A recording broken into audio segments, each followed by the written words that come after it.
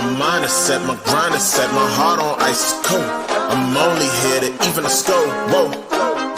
My mind is set, my grind is set, my heart on ice is cold. We down right now, but did it before. Whoa. See from here we going up. Made the call, I shown up. Now the game is sewn up. Say my name is blown up. We up, we up, we up, we up, we up, we up, we up, we up. See from here we going up. Made the call, I shown up. Now the game is sewn up. Say my name is blown up. We up, we up, we up, we up, we up, we up, we up, we up. Hello, Night Nation, and welcome to the Knighted Ones podcast, the second time we're going live, episode number 68. Yeah, I can't believe y'all lasted this long. As a reminder, we are the only podcast that features a former UCF national champion, a former UCF radio host, an ESPN analyst and hoops player, an infamous rapper, our resident influencer and IG star, shooting the breeze, talking UCF sports. And remember to like and follow us on YouTube, IG, X, and all the other platforms we've got. And remember to check us out on 70 plus teams and conferences on the College Huddle and the Big 12 Huddle. Without further ado, we're here to talk a little bit more about the coaching changes that have happened at UCF. We'll also talk a little bit about the new additions and the deletions from the coaching staff, some new players that are on the horizon. And we'll talk a little hoops because UCF basketball is nearing conference play, so we're excited about that. So without further ado, let's go ahead and get the show started. And first to the stage, as always, Nobra. Hey now. Hey now. Welcome back to the stage, my friend. And thank you for showing up this week. It was a skimpy crew until you did. I appreciate the help with the production. Let's go ahead and get that patented hair flip.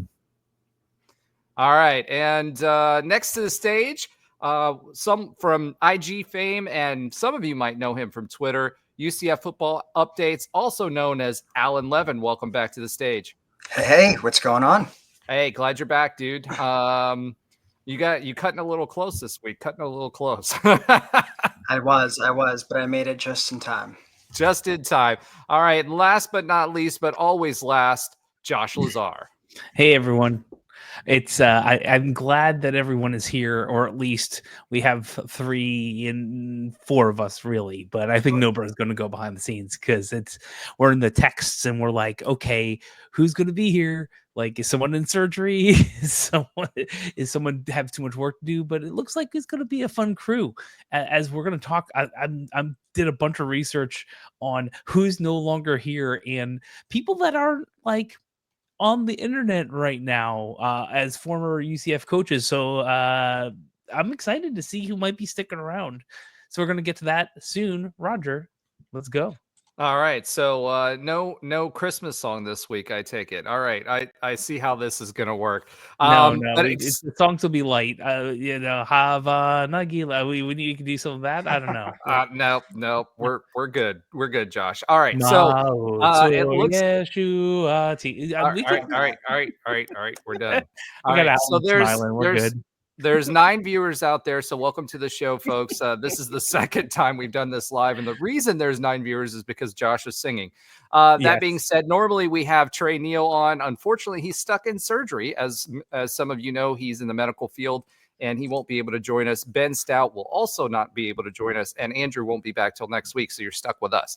That being said, there's plenty to talk about, and lots of excitement to talk about as the Scott Frost era begins.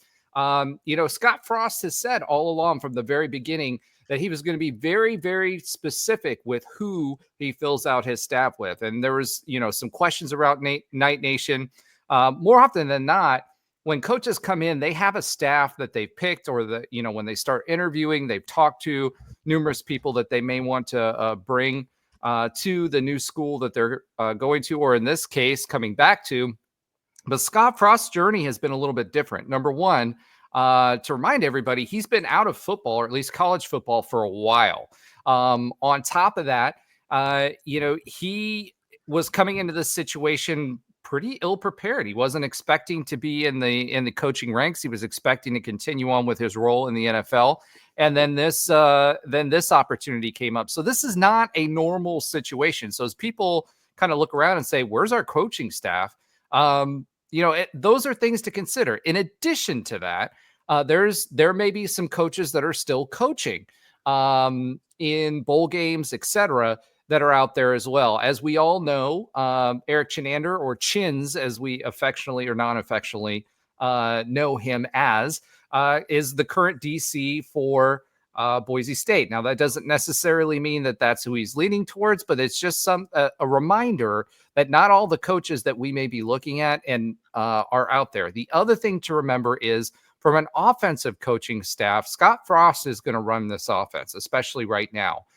So whatever he does, and whatever he whoever he chooses is going to have to meld themselves into the offense, the new offense, or UCF Fast, that's going to be coming into fruition, that he's designing right now. So that's going to be Scott Frost. He's going to be running the offense, make no bones about it. So the folks that he's bringing in, the OC really doesn't matter. That being said, defensive coordinator is a wholly different proposition, especially now that we have the NIL, that we're dealing with. You have to manage other folks as far as the portal is concerned, and all of those things that now are part of the head coaching gig. He's going to need a defensive coordinator that can run the defense. What's interesting too, on top of that, right, is that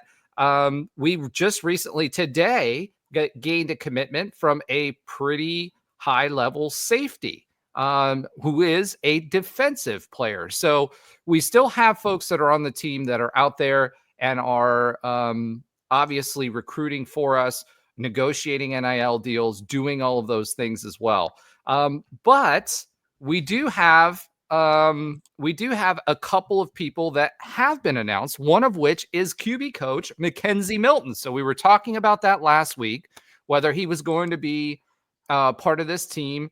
We weren't sure, because Mackenzie Milton has a really good relationship with Josh Heupel. And as much as people gave him the business, for lack of a better term, Josh Heupel actually has been very supportive of the program behind the scenes that people just don't know about, right? So, for example, unfortunately, when Otis, passed away, guess who was there? Josh Heupel providing the eulogy. He's been supportive of Mackenzie Milton, some of the other folks that came from that Scott Frost tree, and he's been giving him that opportunity the whole time, but now he's all ours. So, first of all, why don't I get your thoughts on Mackenzie Milton as QB coach? What are your thoughts? How much is he actually going to be able to be given the reins and allowed to be the QB coach at UCF?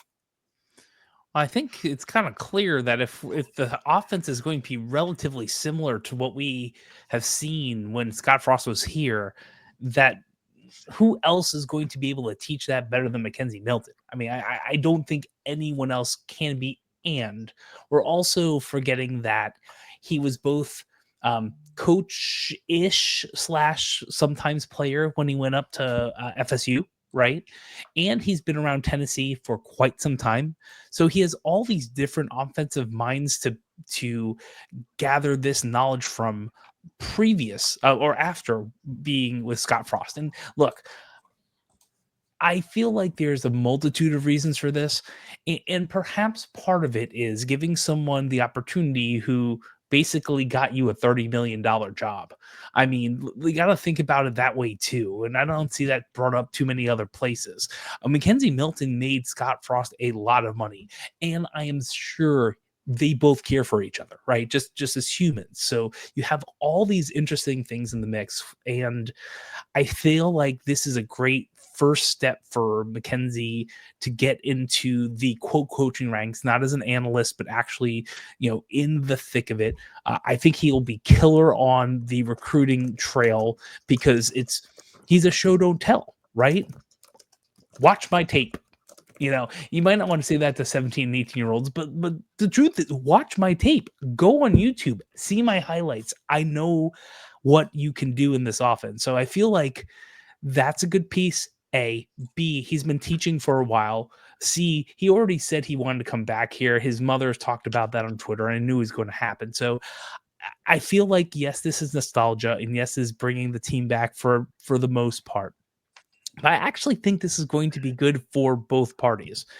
And you might get a little longer of a leash from a perspective of the fans who are in the know realize what next year might be. The fans that are in the know, people listening to us, or you understand what next year could be because of the difference between the payments now and the rev share and how NIL is playing around. So that's just kind of where we are. And I really think that Mackenzie will be given a little bit more latitude and to grow. And so I think I'm really excited about it, not just for the nostalgia. I think he's going to be a great coach. Alan? Yeah, I think you make a lot of good points, Josh. First of all, I think in today's world, coaches seem to be getting younger and younger. Like, this move may have not happened. Alan, I'm sorry, man. You've got some audio issues going on, so we'll come back to you as soon as you fix that. But yeah, he's not wrong though, and he might pop back to it. I was looking. Say it again. Was this better or no? Nope. No. So let's like Tulsa, where we'll talk about coaches that left UCF for another team. The head coach of Tulsa is 35, right? I know kind of where Alan is going. It's very interesting to see the youth movement from coaching. And honestly, a lot of it could be whether it's Gus Malzahn taking an OC job or Nick Saban retiring, et cetera, although, Bill Belichick is maybe the other side of the spectrum. Some of these coaches don't want to deal with being the GM and being the head coach and being the offensive coordinator and having to deal with the kids, the athletes, not the kids, but the athletes, student athletes, and their needs. Okay, they're not student athletes anymore, man. Well, you know what? They'll still in my classes, so they're still student athletes. But I know where you're going with that. The reality is, I think it's going to take that youth movement, 30s, 40s, to be able to do all these different things. And Alan's going to switch complete computer, so that's great. So I know there's more to it, but he is right that seeing this youth movement when it comes to, it's not weird to see someone in their not early, but mid 20s, early 30s become the head coach of a, even a G5 school. As I said, I was searching Tulsa a little bit for this, and what was it? This dude, was it Trey Lamb? He's getting something like $3 to $5 million or something like that over a certain amount of time. I don't know the exact contract, but as a 35-year-old, that much responsibility is interesting. So I'm sure. Well, I don't know if Alan is going to think this is a positive thing with Mackenzie, but I hope so. How about that? Well, I think here's the thing with Mackenzie Milton, right? I still think that if Scott Frost has any cachet in the state of Florida left, Mackenzie Milton will too. Fair. People forget that Mackenzie Milton also went to FSU. Now, obviously, it didn't go the way that Mackenzie wanted it or any of us wanted it for him, because once Dylan Gabriel took over and he ushered that era in, we all still wanted Mackenzie to succeed. We hated to see him go into FSU. We understood why it happened, but we wanted to see him succeed. But I do think that Mackenzie Milton, learned from a very good quarterbacks coach. We talked about Mario Verduzco last week and what his situation was last week. And I think for him, he's going to take that and put that onto the field. He was one of the most successful quarterbacks in NCAA history. On top of that, you've got Scott Frost, who was also a very successful quarterback in his own right. So between the two of them, I think they have, a national champion, at least two. I think Scott has 2 national championships or one or two. I can't remember. One. Okay. So one national championship, and then Mackenzie Milton has a national championship. Yes. I know some of you will give me hate for that, but yes, it was a bona fide national championship. It's in the book. It's in the book. That's right. and we just lost 2 viewers because I said that. But that being said, It's all good. but that brings a certain amount of cachet. Now, what's going to be interesting to see is how that translates to our next quarterback, right? I think Mackenzie Milton got to learn under Josh Heupel. He got to learn under Scott Frost, 2 very successful folks. I don't know. I mean, we'll see how it turns out, but I'm not worried about it because you've got Mackenzie Milton and you've got Scott Frost, and both of those 2 people are very, very adept at what they're doing. On top of that, exactly, Chris Carter. Exactly. So those 2 people that left, as Chris says, page 115. All right. One note. You were right. He did. Frost did win 2 national championships in '95 and '97. And I will say this: people do forget that he did coach Marcus Mariota, or some people do. Like, it's not like he hasn't been. He's just this anomaly of like 1 or 2 good coaches or quarterbacks too. So there's a lot of. I feel like the cachet is still there. It's not that long ago. If you are a 17-year-old right now in Florida, this all happened while you were probably in elementary school, close to middle school. Like, we're not talking too far. You're 5th, 6th grade. You probably were paying. You're probably playing in some Pee-wee football, and you're probably paying attention to what's going around in the state. So I feel like we have a lot to talk about recruiting a little bit now, and it's going to be recruiting for the next 20 some odd days. But it's going to be, the whole off season is going to be very interesting just because it's so unique with so many moving pieces, and even more moving pieces this year, like we've talked about with the money and the rev share, and this all kind of coming together within 2 pieces. Yeah, I think at the end of the day, as it pertains to Mackenzie Milton, I think that he's going to find his own footing. I think he's got enough clout, and I think he will do a good enough job to make a positive difference in whatever QB situation we have, right? Obviously, we talked about last week, hey, do we have our QB on the roster? I still don't think so. I think we'll play in the portal. Also, Darren Hinshaw has not said that he's going anywhere specifically up to this point, which means that technically he's still on UCF's payroll. All the coaches that have not accepted a role somewhere else are still on UCF's payroll. So remember that, folks. So if we have to, and if Scott feels the need to, you've got someone who was a QB coach on staff that's UCF alum, as well, that you can leverage if you need to. So I think it's going to be a net positive for UCF, just simply because the brand recognition and the personal brand recognition of Mackenzie Milton. He was a household name, and he was a household name, and he was someone who would have been up for a Heisman. I think he would have been in the contention, would have been talked about for a Heisman. And as Chris points out, he was de facto QB coach for us for 2 years, right? So he held the clipboard. He worked with the guys.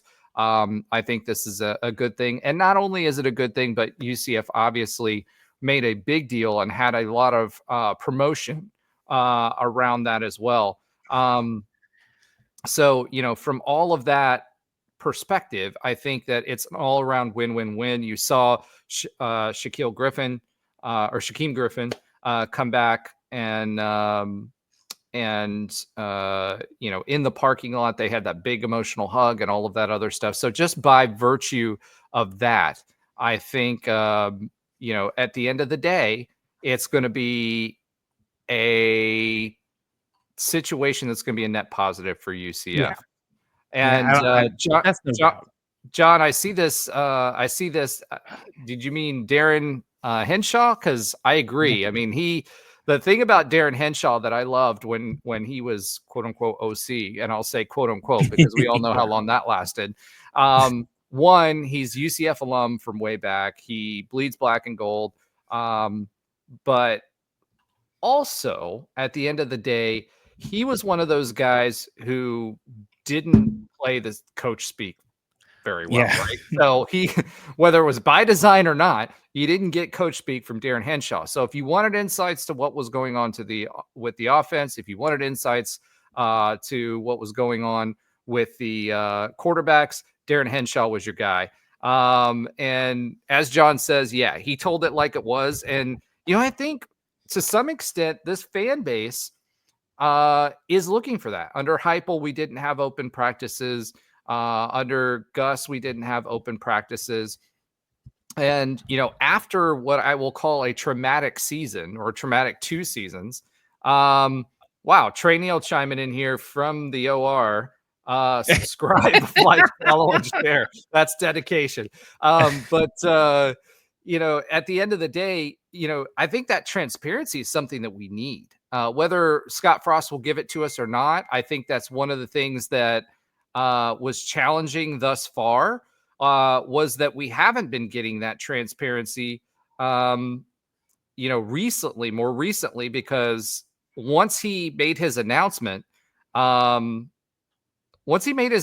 we really haven't heard anything, right? It's been pretty quiet. So I think that I'd love to see that as well. So, Chris Carter says, I think Hinshaw would love to coach in Frost's offense. You mean actually coach, or just stand on the sidelines, like he did for Gus Malzahn? I will say this.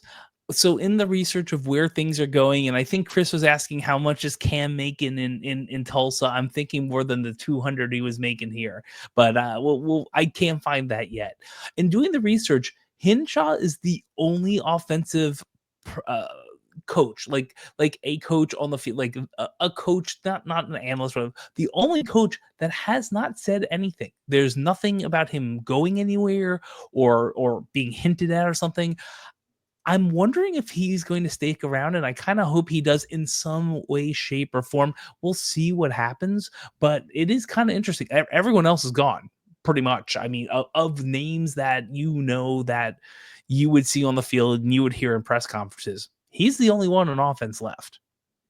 Well, you didn't really see anybody in press conferences. I mean, the media availability under Gus Malzahn was not great. There was nothing to speak of, to be honest. And even Gus only had the once a week press conference. He had the post game where he was talking about how the other team was a real team and blah, blah, blah, and anything else. Trey Neal says any questions for him specifically, he will try to answer it in the chat. He can't join us tonight, but he will chat. I don't know how safe that is for whoever they're operating on, but we'll go ahead and allow him to do that. I'm not sure Trey is with a scalpel in hands in a body. I don't know if that's his role. I will say no, it's not his role, but he's monitoring the machine. So yeah, I will say this, and Trey, because I was really interested. I know Coach Beck is now still on staff. Anything you want to chat about that, and we can add it in, that'd be great, because I know you have fond memories and things to say about that. Other than that, fans, same thing. So yeah, Chris is on fire today. Yeah, Chris is definitely on fire, which I love.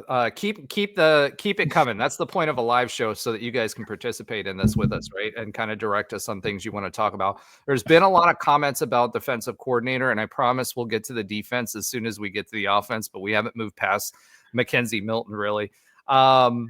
So, as it pertains to the offense, let's talk a little bit about an interesting choice in offensive coordinator. There we go. There's Alan coming to us from the phone. Hey, Alan. How's it going, guys? Sorry about that. Oh, that sounds way better. Yeah, it doesn't sound like you're in the chopper. Yeah, I don't know. In the chopper. All right. So anyway, what I miss? Well, we talked about Mackenzie Milton, and now we moved on to offensive coordinator Steve Cooper, or Coop, as Trey Neal knew him. Actually, Trey knew him from Nebraska as well. Now, this is a guy, we were talking about folks that Scott Frost may fill his coaching staff with. One of the things that we were afraid of was that we were going to get the Nebraska staff, right? I think everybody had trepidation about that. We've added a bunch of stuff. We've added a bunch of coaches, and then of course some support staff that have been announced as well that have come into new roles into the program. The interesting thing about that is a lot of them have Scott Frost ties, and a lot of them have Nebraska ties. So that's a little worrisome because I think a lot of us kind of wanted to stay away from that. Scott Frost said specifically that he would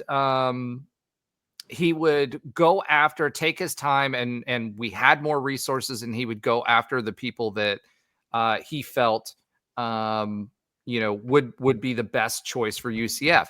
Now, when we get into defensive coordinator, I'm not too worried about offensive coordinator because we know Scott Frost is going to be the coordinator. However, when we get to defensive coordinator, I'm not sure that we want Chins. Now, he's proved himself quite a bit better, but that's I've said all along that I wouldn't want him. Now, Trey, since you are in the chat, and Steve Cooper, if you want to provide us with any insight that you want to while you're in the chat, he was an offensive analyst at Boise last season. Oh, surprise, surprise! I wonder who he's connected with there. He was an OC and QB coach at Maine. So he was offensive coordinator, and UCF did put a press release out about this and said, oh, well, their offense performed way better than they ever did his first year there. They didn't mention the subsequent years that he was there. Spent 4 years at Nebraska under Frost as an analyst and quality control guy. Again, not a whole lot of experience there. So what do you guys think about this hire? I mean, I don't think he'll actually call plays or anything like that. I think this is Scott Frost saying, I'm offensive coordinator. I don't care. I'm putting somebody in here that I like and that I know will support me in some of the things and knows how I work, and support me in some of the things that we want. So what do you guys think on that? Yeah, I mean, that's kind of what I immediately thought when the hire was announced. As a guy that I hadn't really heard of. Obviously, when he was with Frost, he was not in a on field, or he's not a position coach, I should say. As pertains to him having most of the staff that he's hired so far having ties, I mean, you see that pretty much, in general with coaching staffs. They're going to hire people within their tree or past people they're associated with, although I don't mind it to some degree, although I would like there to be some separation where he does maybe look outside for some roles. As far as Steve Cooper, though, that's immediately what I thought. I mean, you talk about a guy that any Power 4 role that he's had has not been a positional coach. And the only kind of offensive coordinator / position coach he had was at Maine. So this is a pretty big jump to just go from that to the OC of a Power 4 program that, quite frankly, has a lot of expectations on the offensive side of the ball from the fan base and, just what we were used to over the past decade. So to me, it just signals that, yeah, this is Frost offense, and I'm not sure exactly what, Cooper will be doing. But, I think it's fine. I mean, apparently Frost looks at him in a very, thinks of him very highly, that he's a rising star in the profession. So, I trust Frost to know what's best there. And, it's not, it is someone that at least has kind of gone up through the ranks. It wasn't just like some, Verduzzo or some of these position coaches that he had in Nebraska. It was someone at least that's kind of, bounced around, worked his way up, had seen multiple different schools, been in multiple different positions. But it is a little bit interesting that he has very little, positional experience at the Power 4 level. But and also just because I barely got to speak last week and I didn't get to speak on McKenzie this week, I just wanted to say I do think it was a really good hire, not just for the recent momentum we've had, for the fan base and morale, but I think, Josh, you mentioned that he was kind of a coach while he was at UCF in his last years while I was injured. Then he goes to Florida State and he plays, but he's also kind of a coach. And then he goes to Tennessee. So I think he has a little bit more experience than maybe we're giving him credit for. And I think he has a chance to be one of those coaches that makes a really quick jump. And I think it's exciting. And there's probably going to be nothing but respect from players to him when they see his tape, like you mentioned, Josh, and also the fact that he'll probably be able to connect with younger guys a lot easier because he is a younger guy himself. And is a guy that played college football, 3 years ago. So he's been through NIL, portal, all that much more than actually Scott Frost has seen that firsthand. So I think it's an exciting hire. And so I'm happy about that. And then for Cooper, I think it's kind of wait and see, but Roger, like you said, I think this is just kind of an honorary role and Frost is going to be the OC play caller. So let me go back and forth. Let me go back to McKenzie for a second, then off to Cooper. One thing that I don't think people can well, maybe some of us can relate to, and it's worthwhile noting. Casey has 2 young kids, and when you have young kids, there is a level of drive to succeed as a parent. It doesn't have to. It doesn't matter who the parent is, but there's a level of drive to succeed for your kids as a parent. And I experienced. I don't think he needs any drive whatsoever. I know, and I feel like it's almost a little extra motivation. Maybe if you need a little cherry on top. I agree with you, and I still think there's some pieces to that. Perhaps it's the idea of Scott wanting his son to see him coach, right, and be on the field and those type of things. Casey's not there yet. He's 2 young kids, but I feel like his progression, like you can see his progression to where he will be an offensive coordinator, or he might be a head coach another 5+ years, and maybe get the money he probably deserved if he didn't get hurt that bad as a professional, or at least moving up through the ranks, or nil if it was there. So anyway, back to Cooper. I'm going to take something from the text chat, and I don't think Trey's going to have a problem with me sharing it. Frost is going to go with people he trusts. And I feel like all of these decisions, if you look at it, McKenzie, not even a at utmost trust, right? Beck's trust. There's a reason Cooper is this selection. Outside of the fact that he might be a really, really, really, really talented individual, Coach Frost must have an utmost trust in him. And I feel like that's why we haven't heard too much with the rest of the staff. It might be why Hinshaw might be part of the staff and just not announced yet. Perhaps it might be why the Kennys haven't been announced. It might be why Trevon, I would assume he's going elsewhere, but who knows? He's a big Auburn guy that followed Gus over, right? So we'll see what happens with the defense, and I think we're waiting for people who are probably planning on college football playoff stuff. But I do feel like every single hire that's going to happen is going to be based off someone he absolutely trusts, and that's probably why Cooper's here.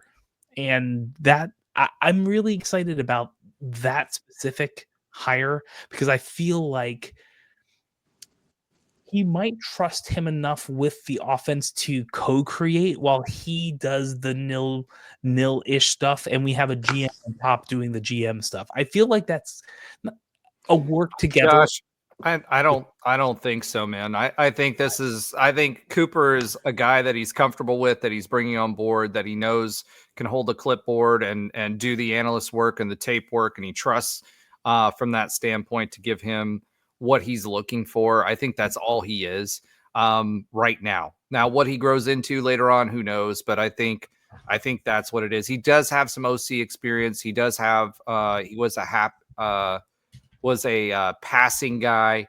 He was coordinator, big on passing offense. Yeah, as a coordinator. Trey Neal, who unfortunately did not make the show this week, but is still participating, says and knows Coach Cooper. Coop is a big brain guy, super creative offensive mind, but Frost will be the play caller, and he definitely trusts Coop. Exactly. And I think that's exactly what this hire was. That's what it feels like. And I'm not saying you have to co-create and be the play caller. That's what I'm saying. Like, I feel like this is in heads down, in rooms, breaking down tape, understanding where things are going, and working together. I feel like that's what it is, as opposed to what I believe was probably happening with Gus and Tim Harris and Darren Hinshaw. I think it was a little different. All right. It's fair.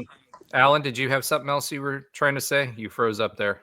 No, I was just saying that's I think I agree with you, Roger. I think in what Trey said, that it's going to be, what he develops into later may be something different, but this feels like it's Frost's, offense. I mean, this is a guy that likes to have control of the offense. And I think right now, until proven otherwise, that's what we want. I mean, that's what we had the first time around. And I think that's what we want again.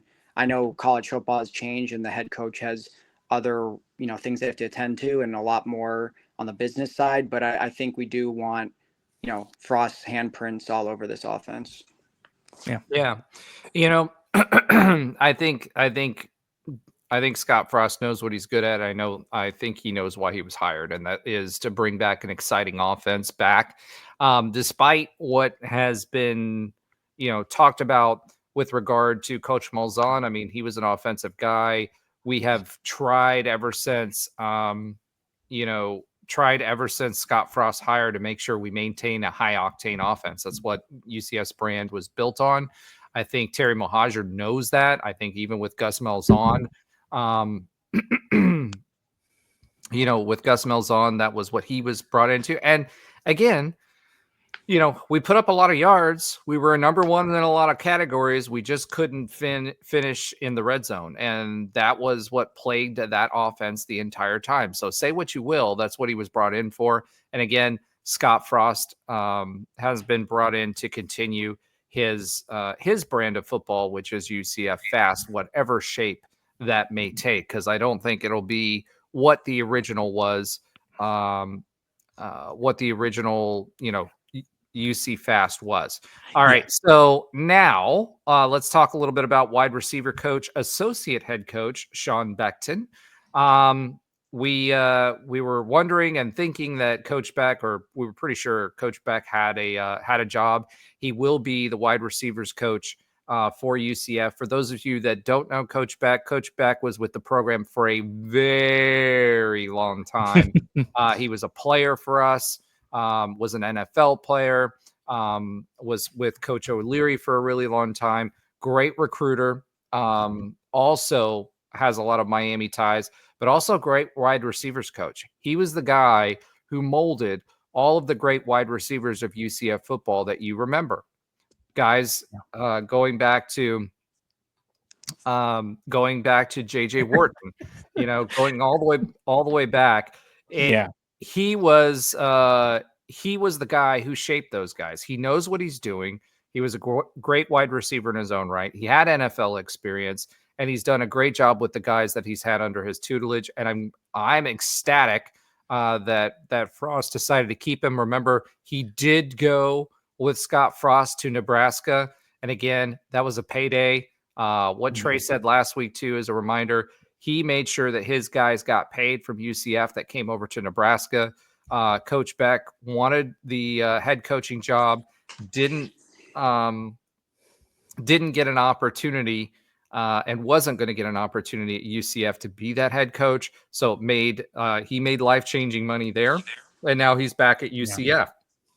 So Chris Carter actually says he played with Beck. He was recruited the year after me, him and Sean Jefferson. So he does remember who he is. And man, Chris, you look younger than I do. Yeah. And, Coach Beck is older than me. So that means you are too. So's Josh, by the way. He doesn't look like him. That being said, I was going to say, I've been at UCF since 1997, and he's been here since 93. 89. I mean, he's been here for a while. And side note, all the names that you were like, all the memorable names, and all you got was JJ Wharton. We're talking. No, it goes Gabriel, way further back than that. Brandon Marshall, Jimmy Frizzell. Yeah, I will tell you. Well, let me say this. This is the one thing that I would.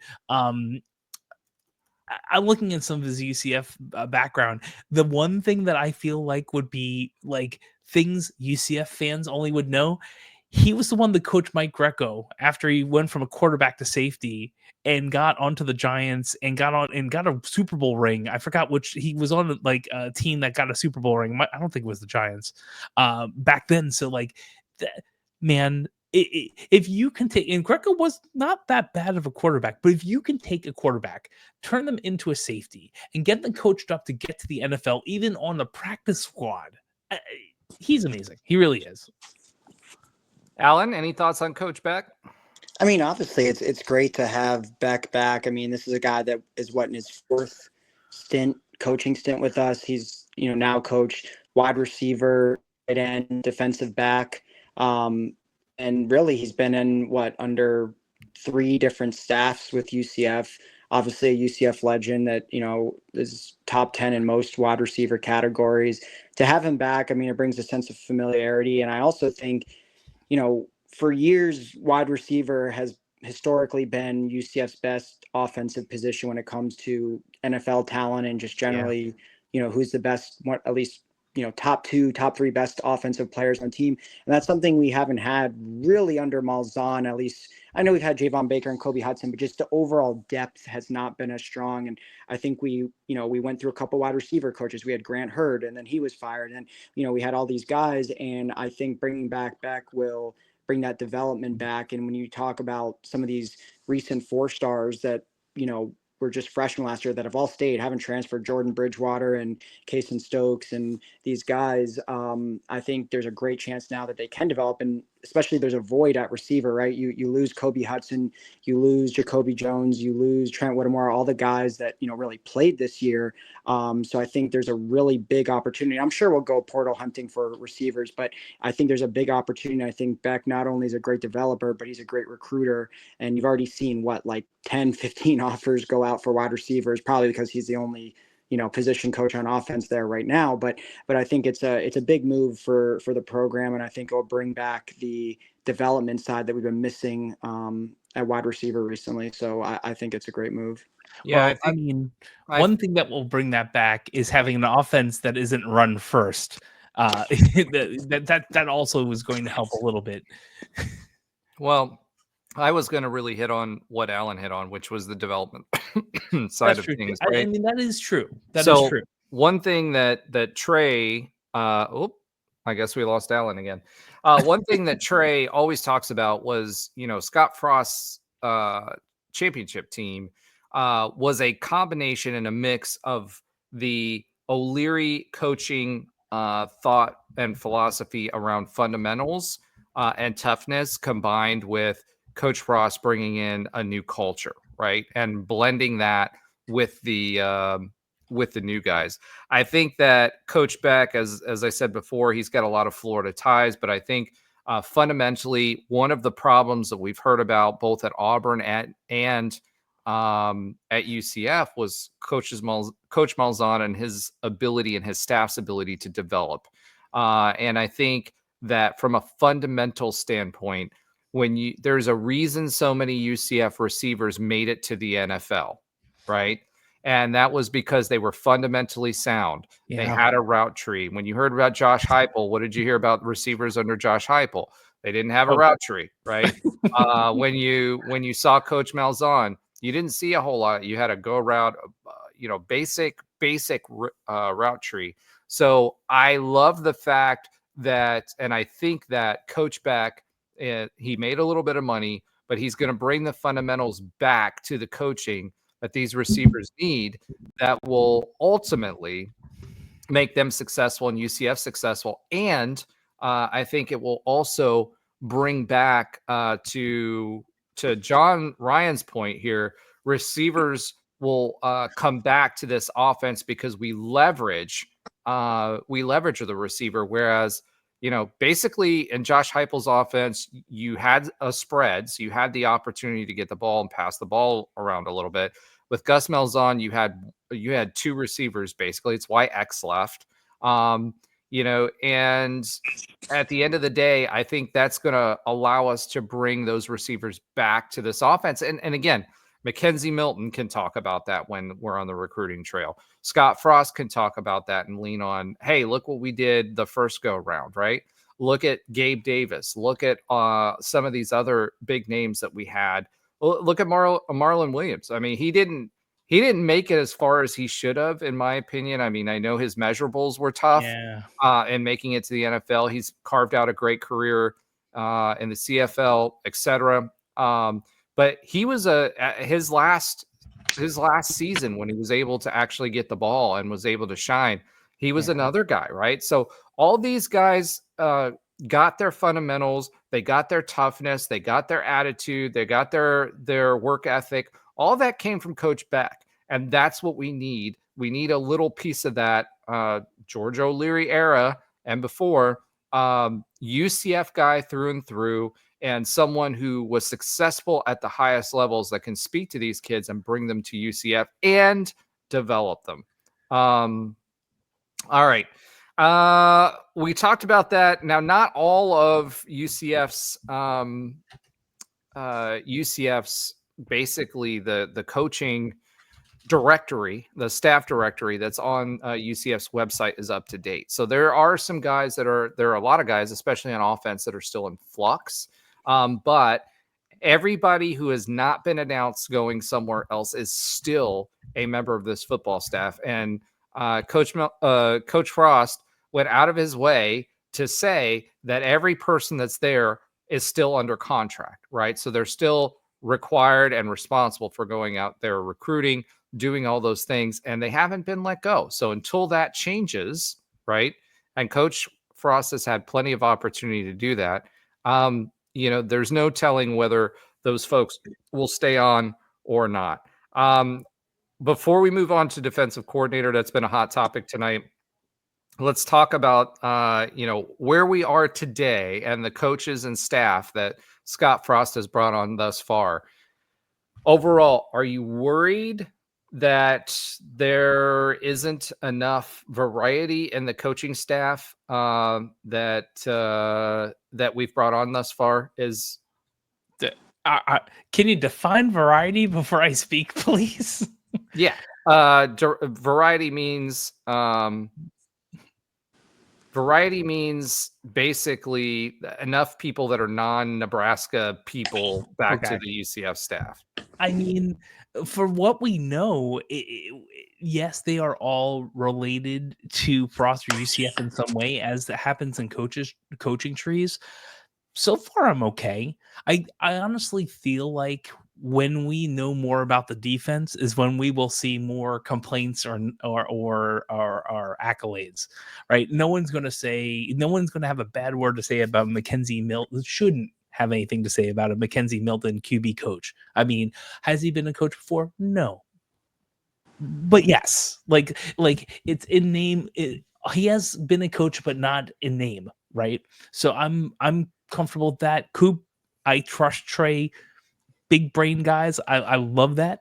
So I feel like we're going to get more of the angst of the fan base if Chins is the defensive coordinator.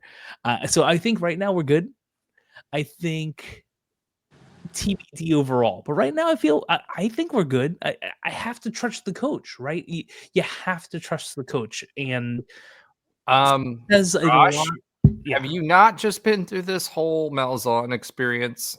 Listen, as far as people trusting the coach. Okay, if you really want to go there, first 2 years minus some shenanigans with QBs wasn't that bad. None of us were like, "Oh, this is horrible."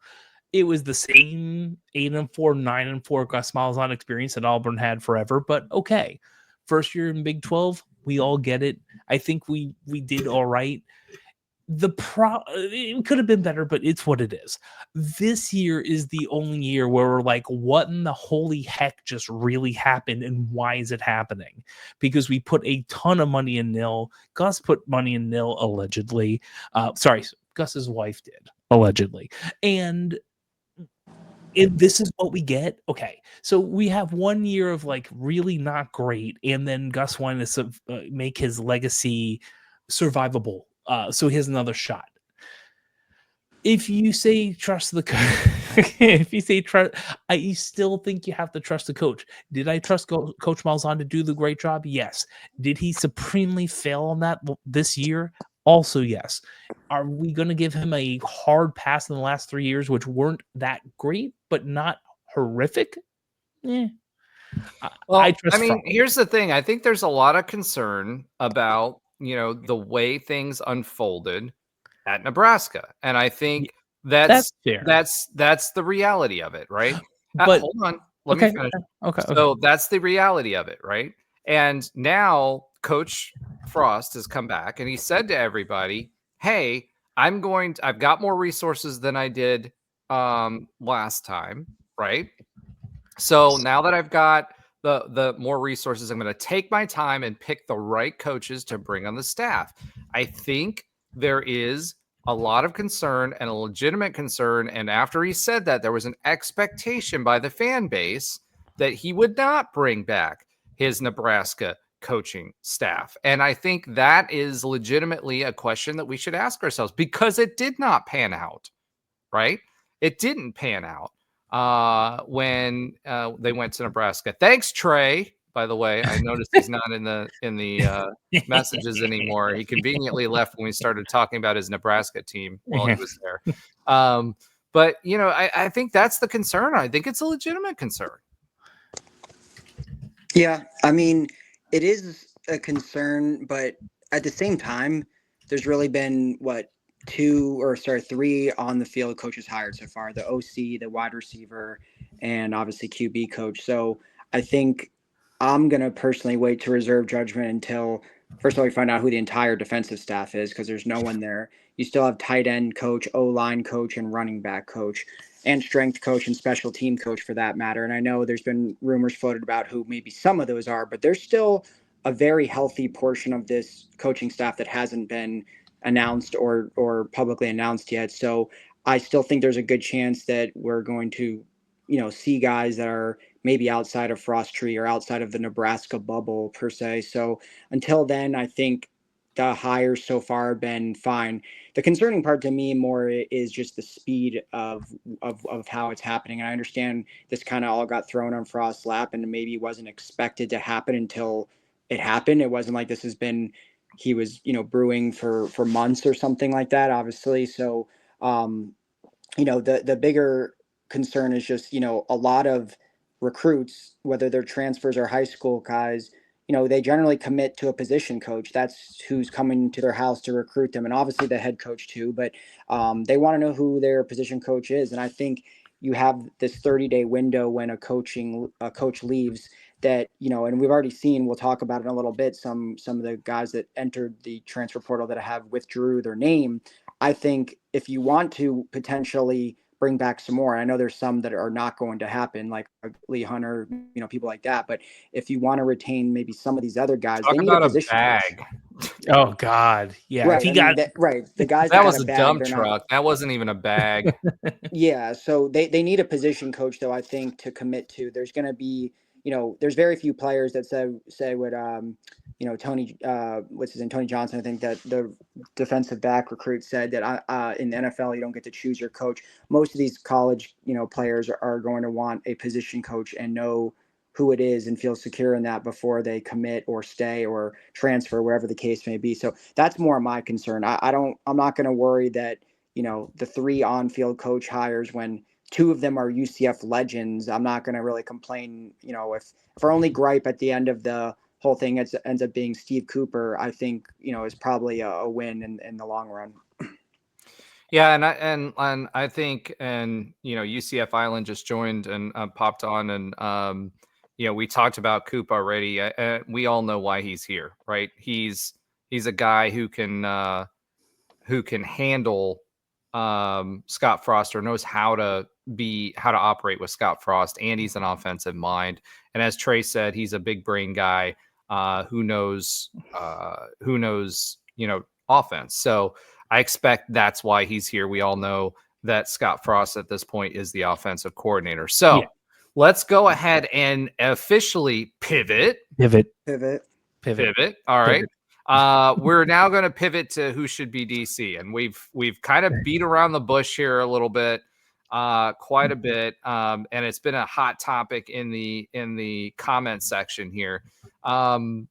let's talk about the defensive coordinator. Right now, we've got no clues as to who the defensive coordinator is. We know who it's not going to be, and that's Addison Williams, who's now moved on to Nebraska, which is kind of funny. Now, he's not a defensive coordinator there, right? But, that's an interesting thing. And actually, if we had the money, which I don't think we do, I would still like to see Coach Cack maybe as a potential defensive coordinator here. We talked about him, for the head coaching role, and he didn't end up taking any of those roles. Josh, go ahead, hit the B. But no, there's a B coming in for that, and Island saying Randy Shannon being the DC is hold on. I've got to catch up with the comments. I was going to put some of the older comments up here that we're talking about DC, but I guess let's go ahead and jump ahead. Boo. And I couldn't get Island right because I was just laughing with your B comment. Well, hold on. If we get Randy Shannon, we only contract him for the second half, right? Second half, Randy.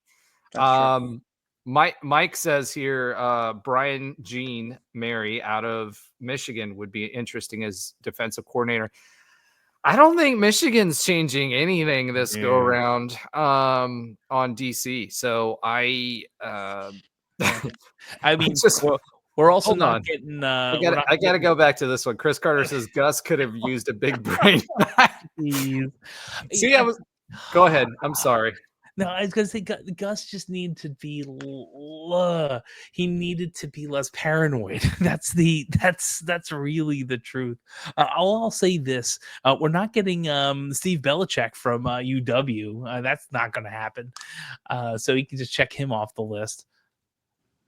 Well, I can say this, for me, we'll talk about the elephant in the room. There hasn't really been much talk about who else it could be. And all of these guys that we're talking about, right, have either recently played and weren't available in a bowl game or a championship game, or they were in a championship game and are going to be playing in a bowl game, or playoffs. So there's not been a lot of noise around that, but let's go ahead and talk about the elephant in the room, which is chins, right? So one of the things that was said here in the chat, and I think Chris said it, here it is.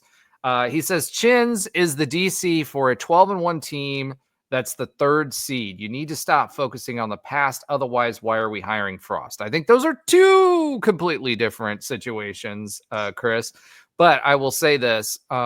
Back when Chins was here, if you guys were listening to Nightline, which is the predecessor for this show, and where we had the podcast and the radio show, and we will have Andrew back again. We had him last week, but he comes on when he can. And if you remember, he was getting a little long in the tooth for him. But he's going to continue to participate.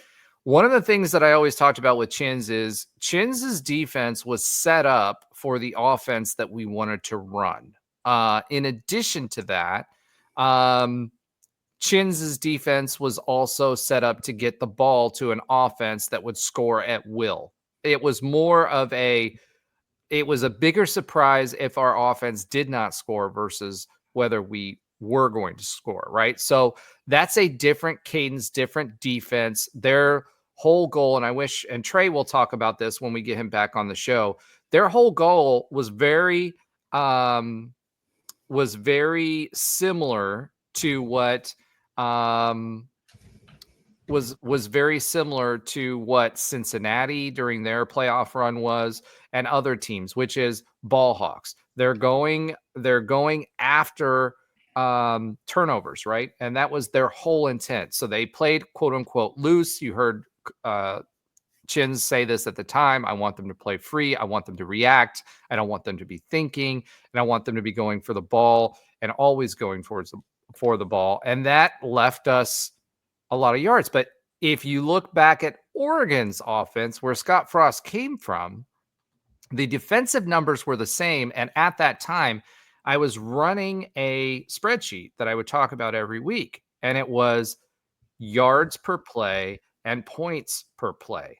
So when you looked at the number of possessions and points scored per possession as well, if you looked at the number of possessions, the defense actually did a pretty good job of holding opposing offenses back. But the goal for what they were doing was not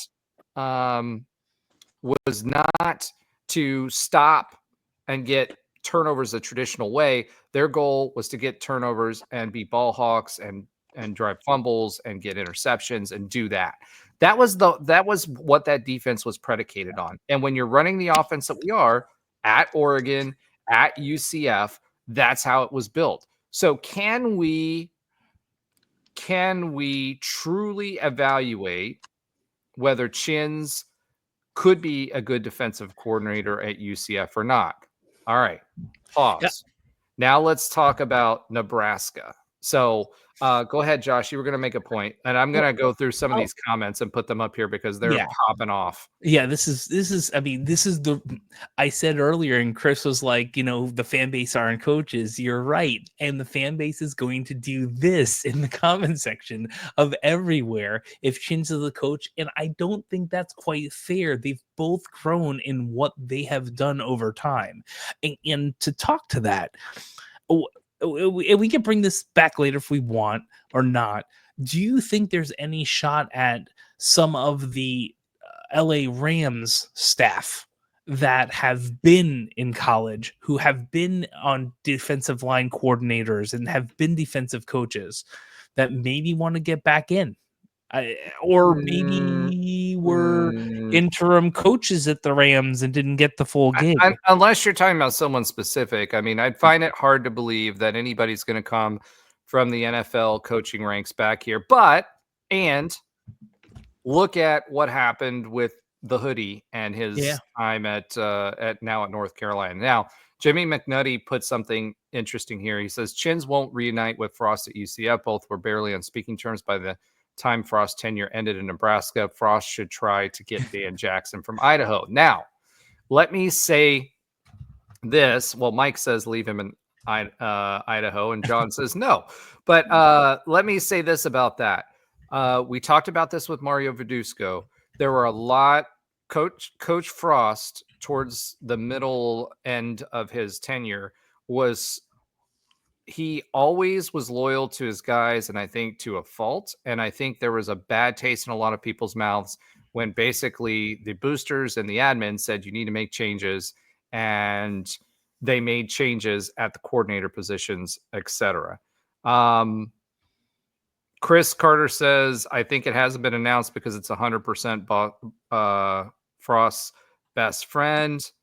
Mike says the SP plus worse than any defense under Gus. And you guys keep talking, and I'm going to start cycling through these because those last on 2017, and of course, we need train like every episode for like the next year. Those last three games, defenses weren't stopping just about anything. I mean, that USF Cows whatever game, we weren't stopping them except for the last time we in Memphis game. We weren't, like, it was just high offense and leaving the defense out to rust. So I can see that Gus's defenses are fine because that was free wheeling and dealing, as family Automart used to say, for 2017. And that's the interesting part, and I think he addressed this in the presser, and specifically did, because that level of here's 6 points and maybe a point after, or a 2-point conversion in 2 minutes in a drive that's like 6 plays. I feel like there will be a bit of a mix of this, because I don't think it can hang the defenses out to dry in this level of a conference against some teams. But I like that he is actually considering not even changing, but like adapting to the conditions he's in. That's kind of great too. Yeah, I think. I mean, go ahead, Alan. No, go ahead. It's fine. Yeah, I'll just talk after you. Yeah. So I mean, needle scratch. I I think no one wants Shenander back. I mean, I'll say that right now. I don't think anyone does. To Chris's point, like, is it not announced because he's hiring his buddies? I don't know that's the case. I think Frost was thrown into a very unique situation. Like, I don't think there's many coaches in recent memory that have been pretty much blacklisted from the college game. I mean, it's not like there was 130 plus other programs knocking down Frost's door for him to come back and coach. I mean, essentially was out of the game for almost 2 years and then, basically got a lifeline with the Rams. So I think for him to just be thrown back into this, it's not as easy to assemble a staff. I mean, plus there is obviously names from his Nebraska staff that are at other jobs. Like maybe Shenander doesn't want to leave Boise State. They're in the playoff right now. I mean, they may be arguably set up better to make the playoffs annually than UCF is. So I don't think it's a matter of like, it's not being announced. I think it's more so that he's got to take some time to find the right guys. It's not as easy maybe as it was for him a couple of years ago when, he was in the thick of things. So I think he'll get the right guys in here. It's just going to take a little bit more than, like when we saw Malzahn come in, he had staff hired within a few days, almost the entire staff, if I recall correctly. I just think it's going to be a little different from Frost because of the situation that he's in and we're in right now. Yeah, let me say this, Chris Carter, to answer your question, where's Trey when we were talking about Chin's LOL? As we mentioned earlier, he was in surgery and he was messaging you guys from surgery. I'm assuming he's focusing on the surgery again, but we will have him back next week to talk again. We try to get him as often as possible in here. He's usually here every week, but unfortunately, this week he was called in the hospital for his role. Well, listen, I agree with. I flew down to Miami to do a quick meet and greet with some people and to see Trey in Miami, and he's like, "Oh, I'm free until 1 p.m." He's like, "Oops, got called in," and like, nope, didn't see him. Hey, there. you get a steak dinner out of it that he still owes us from Nightline, so I don't want to hear it. We'll figure it out.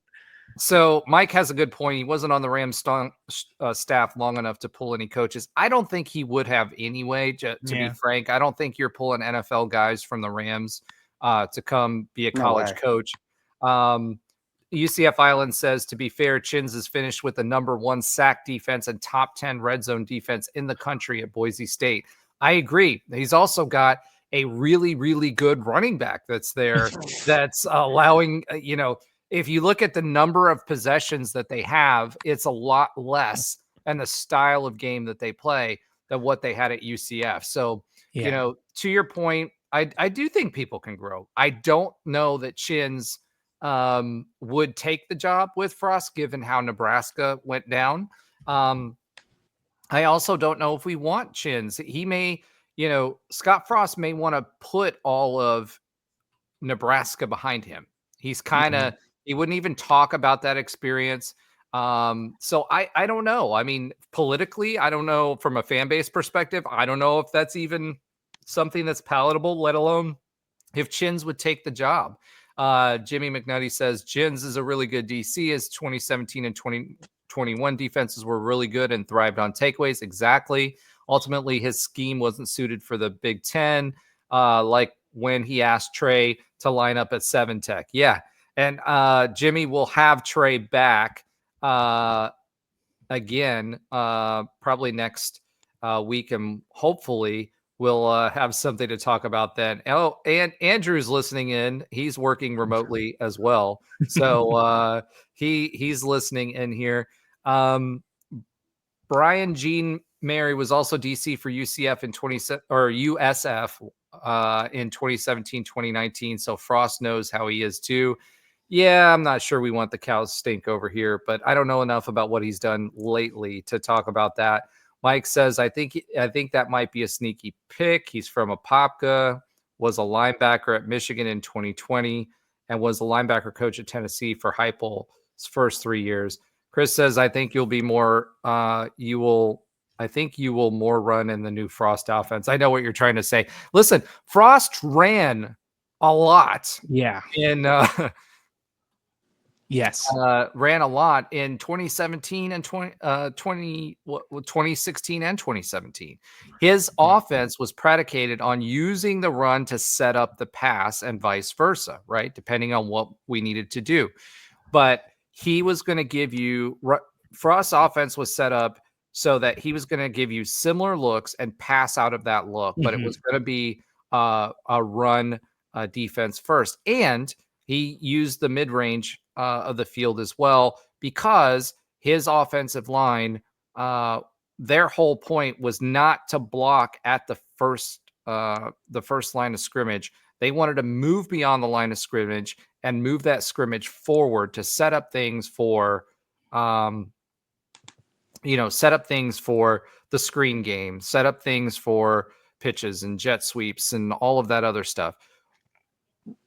He gave the same look, ran the same play with Adrian Killens several times, running it up the gutter, doing whatever he was doing, right, to set up other plays later on. That was his offense, but it was all out of a two-back set. Most of it was out of a two-back set, and was a run-first offense to begin with that could pass. Yeah. I mean, I'm going back and looking at some of the numbers and pulling out Allen right now, and I'm like, even in 2016 there was 1,835 rushing yards, and in 2017 it was 2,589 across the board. Like, it just, and that's with McKenzie with 613 of that, right? I mean, he's almost as much as AK and Otis. Not combined, but like and it's spread out. It's like Taj McGowan had over 200. Greg McCrae had one fit. Like, it wasn't just like, it's not just Kevin Smith, right? And if you want to go back, this Boise year is very much like the Kevin Smith was in 2007 when he got like a ton of yards, if I remember correctly. So like, it feels the same, except for we have no shot of a playoff game back then. So yeah, there's a lot, and it just floored me. Like the receiving yards in 2017 is 4,313 yards. Could you imagine if we had almost 7,000 total yards from scrimmage in any of the last 4 years? That would be nuts. But going back to what we're talking about here, do you guys, I mean, what are you guys' thoughts? Yes or no on Chins? Let's start with that. No. Nah, it's probably not going to happen. Let's see this. Probably not going to happen. I'm going to hedge my bet. If it happens, I'm not going to be completely mad at it, but I don't see it happening. All right. So I hope it doesn't happen. Let me just put it that way. I think that would be disastrous for Coach Frost. Whether Chins has grown up and, become a good defensive coordinator, I think that's going to make people second guess with regard to what he has said from the onset and his presser. So I think, I said from the beginning, Chins is a no for me, dog, right? I don't care whether he's doing well now or not. I'd rather roll the dice on a new coordinator and someone who we feel like can come in and excite the fan base, and we'll work with Frost, but not to a point that it's his friend, so he can make decisions if he does need to make changes. And that's the other big thing about that, right? So Scott Frost was loyal to a fault. Trey's talked about it. We've talked about it. The Nebraska experience has demonstrated it. I think we need someone who doesn't have ties to Scott Frost, who can be good on his own. And, that way, if we do need to make changes, we can. And we don't have to worry about this dynamic. So that's my take on that. Who's that going to be? I have no idea. We don't know yet. We don't know who it's going to be. Mike, what level of pay are you wanting to pay for the DC? We don't know what level of pay we'll be able to negotiate. One of the things, right now that we need to be thinking about is that we're going to up our game for coaching expenses. Can we do it this year? This is kind of a bad timing year for us, right? Because we are still getting paid under the old contract, which is half shares, plus the AAC is pulling their portion out of that because we made a deal with the AAC for our exit fee. So that money that takes us through this whole academic year. So people think, okay, once football season's over, we get the new money. No, that's not how it works. It's until the end of the academic year before it kicks in, and then we don't get paid until the end of the following one, right? So at the end of the day, we don't have that money. However, do I think we should spend for a good defensive coordinator? Yes, because I think if anything, that's where we should spend the money is the defensive side of the ball, because I have confidence in Scott Frost's ability to run this offense and bring it back to where a successful offense. Now, let's go ahead and pivot again. Pivot again. Pivot. And by the way, before we leave that, I will say this. I hope that we have some more news for you next week on this. Coaches that are no longer with us. Is this an in memoriam? Yes, it is. In memoriam. In the Arms of the Angels is playing right now. Sarah McLachlan. In the arms of an angel. Oh boy. Oh my gosh. Oh, this is off the rails. We're an hour and 15 minutes and Josh is already off the rails. And this is without alcohol, folks. So just remember that. Addison Williams, as we mentioned earlier, goes to Nebraska. Tim Harris Jr. Is now the wide receiver coach at FSU. Interesting. He's going to be making $500,000. Maybe it's something like 550, but over 500. So yeah, over 500,000 next year at FSU. Yeah, Herb Hand goes to be offensive line coach at FSU. Well, they definitely need some help on the offensive line. So I don't know. Herb Hand was pretty well respected, but I think this is definitely a solid hand for us. Cam Martin goes to Tulsa as running back coach. All right, let's talk about Cam Martin for a second. Okay. All right. I am not happy about us letting go of Cam Martin. Yeah. Unless the only way that I would see this working out is if we got Kevin Smith back at UCF. So to me, I am not happy about this from a recruiting standpoint. And I'm not happy about this because he is a good running backs coach. Yes. The team, RJ Harvey, was upset about it. He posted it on Twitter as well. I don't think Kevin Smith is going to be coming back here right now, not for this role. I could see him coming back if he was going to be OC or something like that. I could see him doing that because I think he's running back / offensive coordinator or assist some role like that. But I don't see Kevin Smith doing that right now. If he does get Kevin Smith, then everything's forgiven. As much as I love Cam Martin, I would be okay with that trade.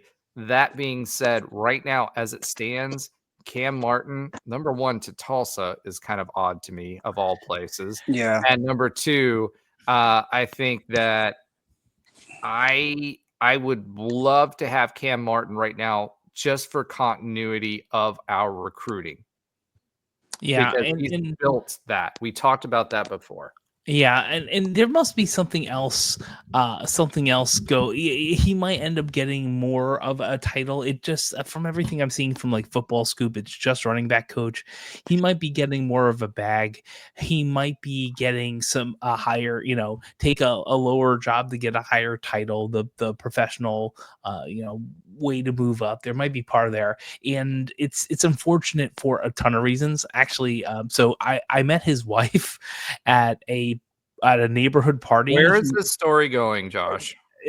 I think I told the story on the show last year. I met his wife at a neighborhood party because she's a local first grade teacher of my neighbor's kids, and she was at their birthday party, and I saw I realized who it was. We had conversation about UCF. I was wearing UCF stuff, and she FaceTimed him to say hi, and Roger yelled at me for not trying to get him on the podcast. So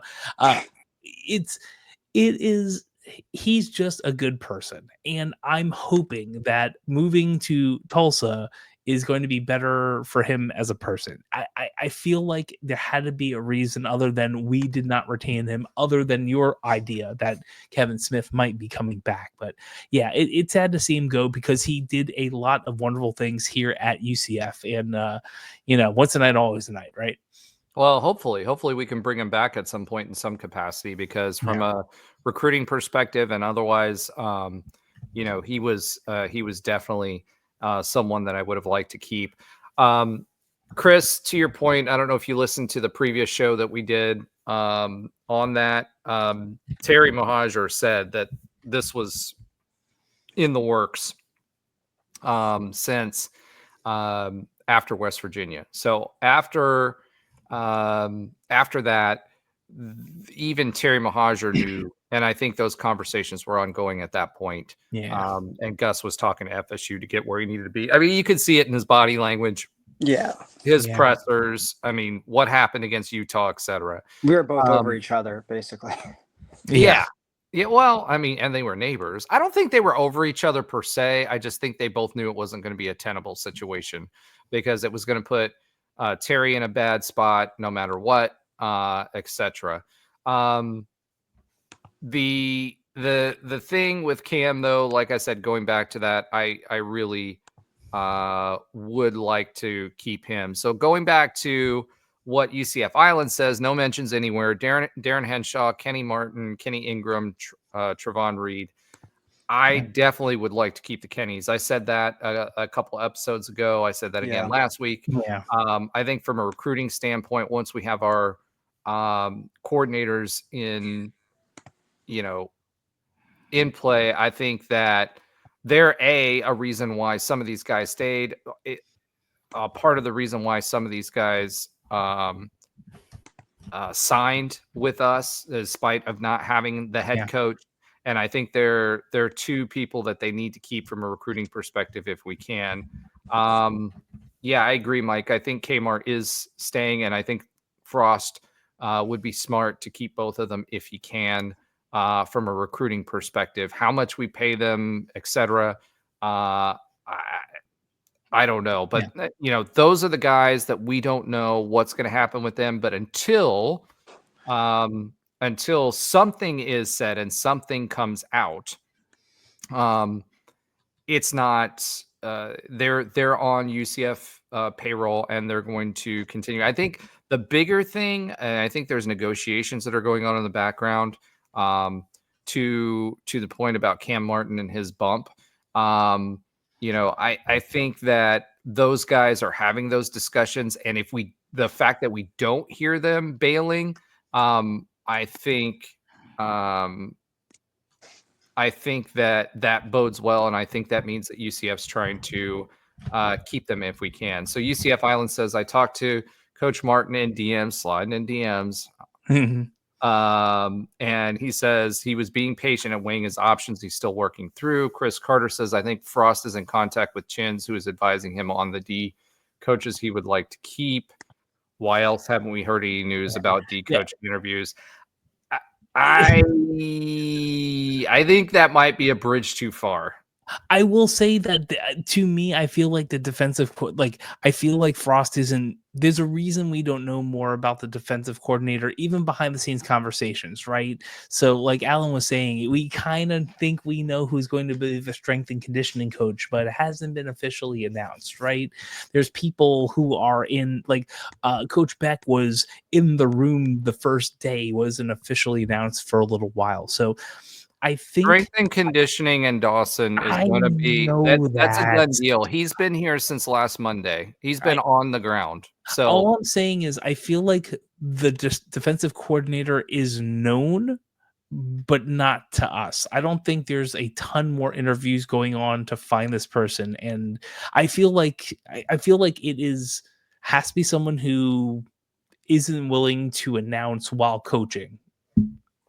Well, yeah, feel like that leads you to think it's Chins, right? I correct. mean, that's The bridge thought Chris process. is trying to, and I get that, and it might not just be Chins, right? But I feel like that is the fact that some defensive coordinator, some of the defense hasn't immediately jumped ship, right? There has to be something. They're I'm really evaluating. hoping. Okay, so you guys know my feelings on Chins. I've said that Yes. before. I'd really like it to be Coach Cack from Pennsylvania. Not just because I like saying that, because I think it's funny. Yes. But seriously, I Love it think too. he's a great coordinator, and I know that the Franklin situation is tenuous at best Mhm. at Penn State, and I'd love to have him here. T Fish is someone we talked about I love, last go around as well. He is someone from Coach's old staff that I would love to have back. UCF guy, did really, really good while he was here. Good recruiter.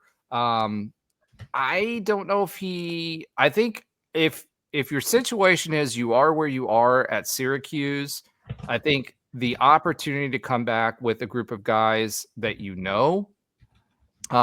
to UCF specifically because of his ties to UCF, I think that would make it attractive enough to leave Syracuse if the money works. It's kind of like the portal, right? So you got some guys who want to come here, but can we make the money work? And I think that's that budget piece of it. And I think that's also why a big part of why Terrymohajir and Scott Frost made such a big show of doing things together is that Scott Frost is going to ask for things, and Terry's going to do his job and talking to the boosters to try to get the money that we need.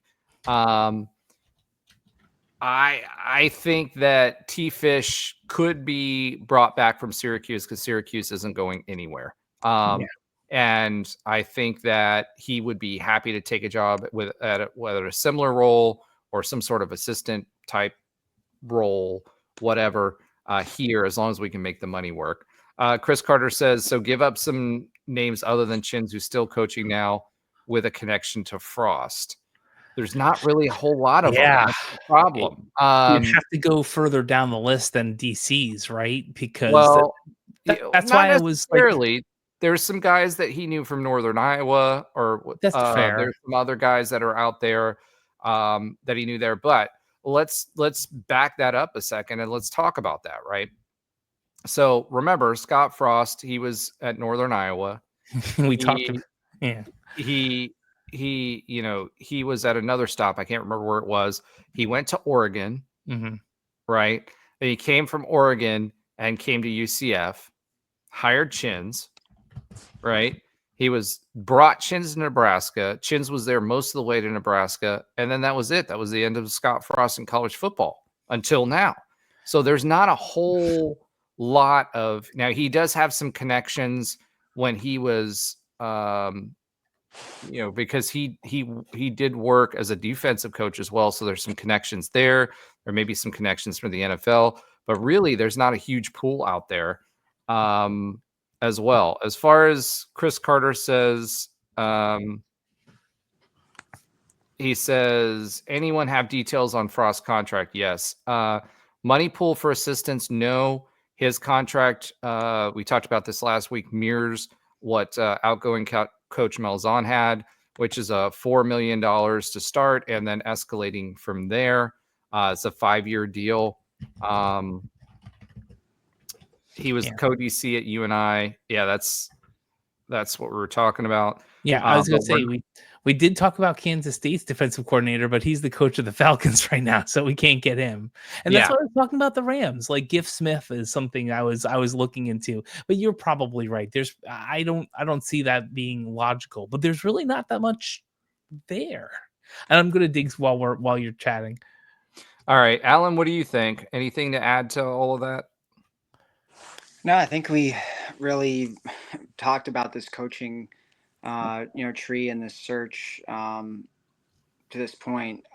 I am curious. I do think this time around, this coaching search is vastly different than the first time that we had Frost. And I think that, who we end up hiring at DC is going to be, such a massive hire. I think the margin for error this time around, just being in the Big 12 is a lot less. And, I think we're all expecting Frost to do a good job and get UCF back to where we want to be.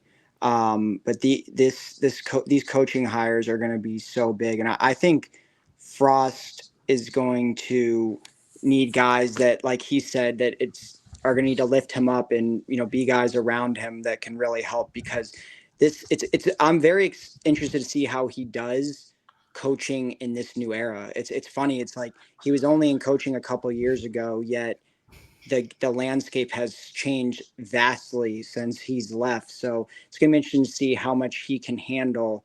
And then, who he brings around him is just going to have such an impact on, our success. But my hope really, I think, since we don't really know any of the defensive coaches yet, I think you gotta kind of have that same mold as the Kennys, young guys that can relate to the players really, really well. But I think the number one thing, and Frost talked about this in his press conference, was that he said we're going to build this the right way. And he kind of leaned towards, high school guys and making sure that they develop. And I think the development is going to be the key thing here. So I want guys that are able to develop players, because that was one of the bigger gripes under Frost is like, we don't know, like all these guys that have transferred out outside of the obvious ones, like Lee Hunter and Randy Pittman and some of that, like they could have been really good if they were developed. So it'd be really interesting to see, the defensive side, especially who they bring in to develop some of these guys. Well, we kept some of our bigger defensive commitments, the young guys. We kept the young guys. We did, yes, we did, yeah. Definitely. I saw there's a stat that of the 2024 class, I think we've kept everyone from the entire class outside of 2 people. But just in general, like that was a gripe going back several years of guys that we never really they transferred, but we never really got to see if they were good or not, and maybe they could have been. Well, and I think that Gus had kind of gotten a reputation for doing that too, and I think that would have eventually hurt our recruiting. So, as far as contract details are concerned, for those of you that aren't following the comments, that it has not been released. It will probably require a Freedom of Information request under the Sunshine Laws, which is kind of weird. UCF hasn't released contracts recently. The way they've been able to get out of it primarily is because UCFAA. Wow. Sorry. It's 1/3, an hour and 32 minutes in. UCFAA, the Athletics Association, is a DSO, direct support organization. Correct. It is not a part of the university directly. Now, how that is affected, I don't think, unless it may change with NIL being brought into the wheelhouse of UCF. Because a lot of these coaches' contracts, one of the things we don't talk about is a portion of that is typically from the NIL fund. It's no longer just all from the university anymore. So they get paid for appearances and things like that. That's part of that contract that goes through their NIL fund for the school. So it's a little bit different than what it was before, but they don't have to, because their DSO release that. And I think from a salary pool perspective, from the assistant pool, I don't think that will be released until we're done negotiating with all of our assistants, because it makes no sense for us to give the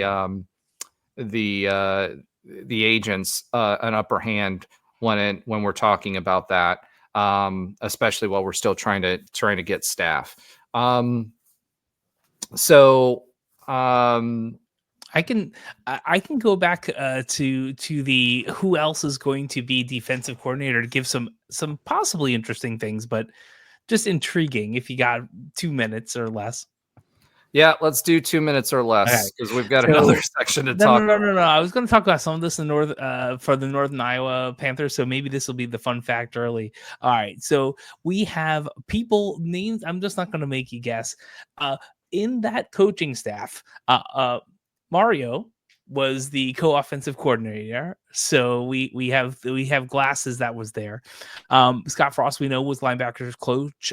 Chris Kleinman was the secondary coach. Not going to get him as a DC since he's still in Kansas State as the head coach. And of course, coaching the tight ends as our favorite future UCF defensive coordinator, Eric Chenandler. So there's and actually I think Jerry Montgomery could be interesting, but again, this is trying to pull from the NFL. Jerry Montgomery was there, and he became he was a defensive coach of Wyoming, Indiana, Michigan, Oklahoma. Then he went to the Packers and just came a defensive line coach in the Patriots this year. Again, I don't see that as being a possibility, but it's within the realm. Going over to like Northern Iowa's coach just retired this year, like a couple of months ago, actually last month in November 10th. So that's probably not happening. Went back to Oregon. Again, the defensive coordinator to all those like losing to Auburn 2010 coaches, Nick Aliotti, or Aliotti, he's 70 and he's not really doing much anymore, even though he's at Oregon forever and then was on the Rams and UCLA. So I'm trying to find someone in this coaching tree that would make sense, or from places he's been. Chins is all that's coming up. It might be some. That's what I'm saying. I was talking on the side, like, would he be able to pull like a Giff Smith, who's been in college football a lot, who's working on the Rams now, who's not like the defensive coordinator. Like, I just don't see where this is coming from. It's anyone else other than Chins or random person he knows that's not out of the coaching tree that he trusts, because that's really the core of it. I'm going back to Trey. People on this team are going to be coaches he trusts. Not finding too many. So I'm going to keep going in Oregon in the last 3 years, but I'm not finding any, unfortunately. All right. Well, like we said, there's more to come on this. They're keeping it pretty hush hush. Like I said, they, I think whether they're going the Chins route or they're looking somewhere else, I think they're going to go big for a defensive coordinator. And I don't think it's going to be someone who's available at the moment, no matter what we do. We know from Terrymohajir's search on the offensive side of the ball and for head coach, he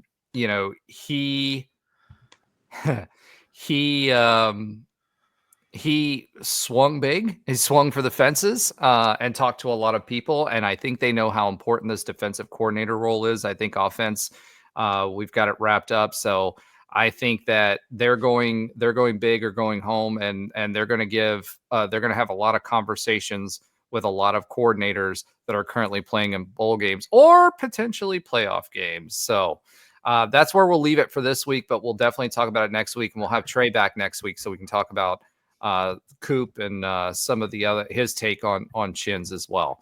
All right, let's go ahead and pivot. All right, so despite being in a coaching flux that we've been talking about for the past hour and 37 minutes, UCF has landed 2 new transfers. Defensive tackle RJ Jackson Jr., who's from Tulsa, height 6'3", 283 pounds. He was a guy that played really, really well and was a standout on a pretty poor Tulsa team.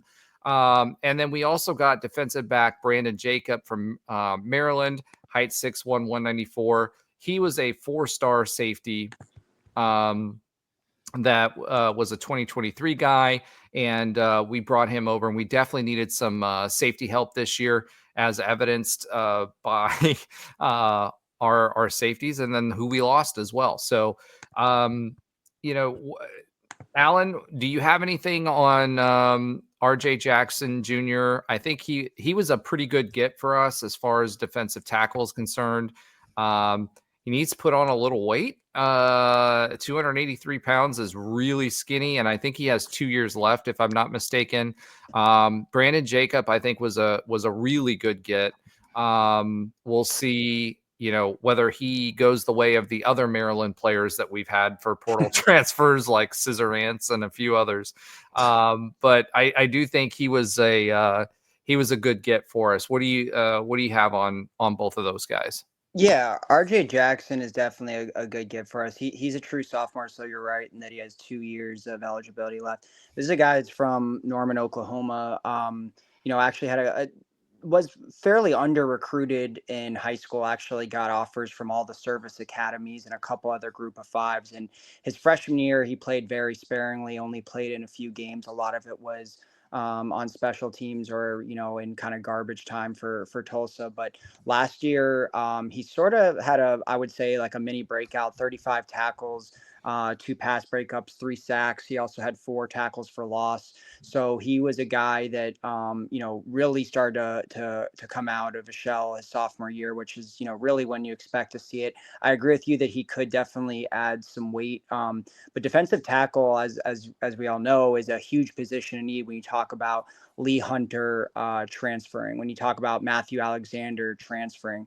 There was not a lot of depth there. I mean, the only guy that's really remaining that's played any significant minutes is John Walker, and he obviously missed this entire season. So we definitely needed some depth. There are a couple of freshman guys that are coming in that are on the defensive tackle spots, but RJ Jackson, this guy had multiple offers once he hit the portal. So for that to be Frost's first edition, a defensive guy, I thought that was interesting, and it was definitely out of position and need. He had a real solid, I think, underrated high school career. So not a guy that's as flashy as this next recruit we got to, which you alluded to, was Brandon Jacob. This is a guy that had pretty much an offer from every single top program in the country: Alabama, Ohio State, Clemson, Penn State, Michigan. The list goes on and on. He also kind of played sparingly last year at Maryland. And this is, if you may recall, this is someone that UCF offered out of the 2024 class. He's a 4-star guy. He was down to UCF, Texas A&M, and Maryland out of high school, but ultimately chose Maryland. Saw a little bit of playing time, had, I think, 9 tackles last year, mostly once again playing on special teams, but he has a ton of potential, evident by all these teams offering him. And he had a lot of offers also, once again, in the portal. He's considered a 3-star transfer rating by rivals. So he was fairly sought after. And the best part, he is a hometown hero, which it looks like UCF is still using that branding. He played at Evans High School here in Orlando. So, getting these guys, I think, whether it pans out or not, like, maybe whether it's, we've gotten some of these guys recently, like Cedric Hawkins and Traquan Fagans, that, they're coming to us as sophomores or redshirt freshmen. We're essentially getting them a year removed from high school. So there's, still a lot of time to develop them and for them to make a difference. And this guy will have 3 years of eligibility left. So plenty of time. And, as you alluded to, the defensive back position is a huge position of need. I mean, Brandon Adams, all of our top guys are essentially, Mac McWilliams, all these guys essentially are graduating or going to the NFL. So I think to focus on defense initially, getting 2 huge positions that need, defensive tackle and safety, was the right move. And I think RJ Jackson is probably more ready to play right off the bat compared to Jacob, but Jacob has a ton of potential. And if, maybe getting under Frost tutelage and whoever our defensive backs coach and defensive coordinator ends up being, can make a difference. So I think these were both low risk, high reward moves. Yeah. Interesting here. Matt, since we're talking about defensive tackle, I think this is important to note. Matt says, not sure if it was mentioned earlier, any word on Walker? No. No word on Walker. I think, honestly, now that the portal, we all were kind of holding our breath, our breath, collective breath. Yeah, when it came to Walker, when the portal opened up, right? And remember that didn't actually happen until after this. but they did have another opportunity as far as the coaching with the coaching change to get into the portal a little bit earlier as well. And he didn't enter the portal. I know he's going to be paid well, no matter what. We're going to give our best shot to Walker as far as our the money is concerned, but I think he may also be waiting to see what the defensive coordinator role is going to be, because he will be a hot commodity if and when he decides to enter the portal. So I think he's unlike most. He's not going to be one of those guys that puts his name out there, maybe sitting a while or whatever. He's a guy that a lot of people want and are willing to pay money for, including Miami and a few other places. So I think he knows he's in the catbird seat. And I think at the end of the day, it actually is better for us that he's not said anything than it would be if he did, because we know that the hometown pull is real for him. And, with the change in management, so to speak, I think he may be a little bit happier with that too, depending on who comes in. We don't know. We know that Frost met with all of the current players and his priority was to keep the current guys that he wanted to keep. And I'm pretty sure that was a guy that he wanted to keep. So I think at the end of the day, I think that it's a good sign that Walker stays. Or has stayed up to this point. We haven't heard anything. One other quick thing that that Mike brought up, and I just wanted to bring this up real quick before we move on. What do you guys think about Barrett Ruud? Do you think he's ready to be a defensive coordinator? Well, that's interesting because see, that's the rub. I've gone through now every single season of Oregon all the way back to Northern Iowa, which is why I was Chris talking about Northern Iowa. There is the only thing will be Chins or someone coming from the NFL, or someone we completely don't understand where he had a connection with, because every single person he's probably worked with that we've seen has gone to the NFL at this point, except for Chins. So you know what? It's not out of the realm of possibility. I'm sure he has enough money to. I don't think the money is the issue. I feel like just like Cam Martin probably going to another job to get a title promotion. I don't know if defensive coordinator in college football is better than inside linebacker coach in the NFL, but maybe there's more pay, maybe there's a little more prestige, maybe he gets into a coaching situation or something later.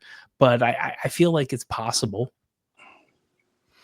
Yeah, I think that would be someone he would talk to, just because of the Nebraska and the UCF relationship. But I still think that we need someone that Scott Frost can rely on to run it on his own, because he's going to have his hands full with the offensive coordinator duties, and he's going to have his hands full with all of the other things that are associated with the new era of college football, with NIL and everything else. So I just think it keeps pointing back to Chins. I'm going to pull that. I know, but I'm really hoping that it's not. I'm hoping. I don't think it. There's other. Why can't it be someone we just don't even realize who it is right now? That's where I think it's. Well, I think more than anything else, just because I think personally, and I'm just going to leave it at this for me. The reason we haven't heard anything is because no matter if it's Chins or anybody else, I think everybody that we would want to talk to is currently tied up, because we're willing to spend money on a defensive coordinator, because Scott Frost is going to take care of the offense. He knows he needs someone he can trust. So, I think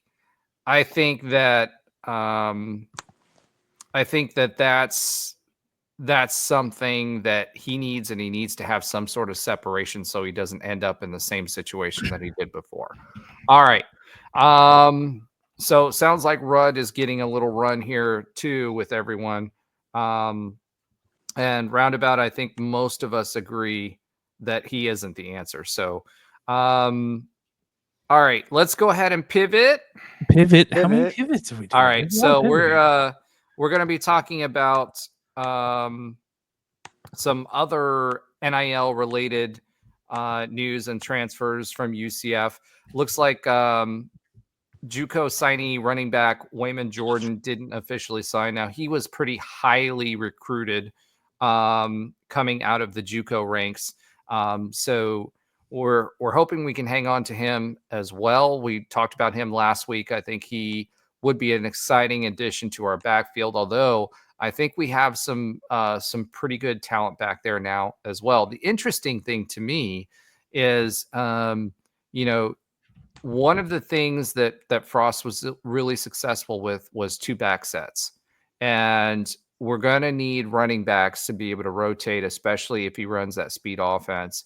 So we're going to need some depth at that running back room as well. So I think that when it comes to Jordan, I think if we can get him, that'll be a good thing. But I'm not as worried about the running back room because I think we've got some good players there. But I think we need a couple of depth pieces. With Tavion Swint coming in and a bunch of others, I do think that he would be a good addition, but I think it's not necessary right now. So whether he signs or not doesn't matter to me. UCF did lose a few more transfers since we last spoke. Randy Pittman did go into the portal. That's a big, big loss, unfortunately.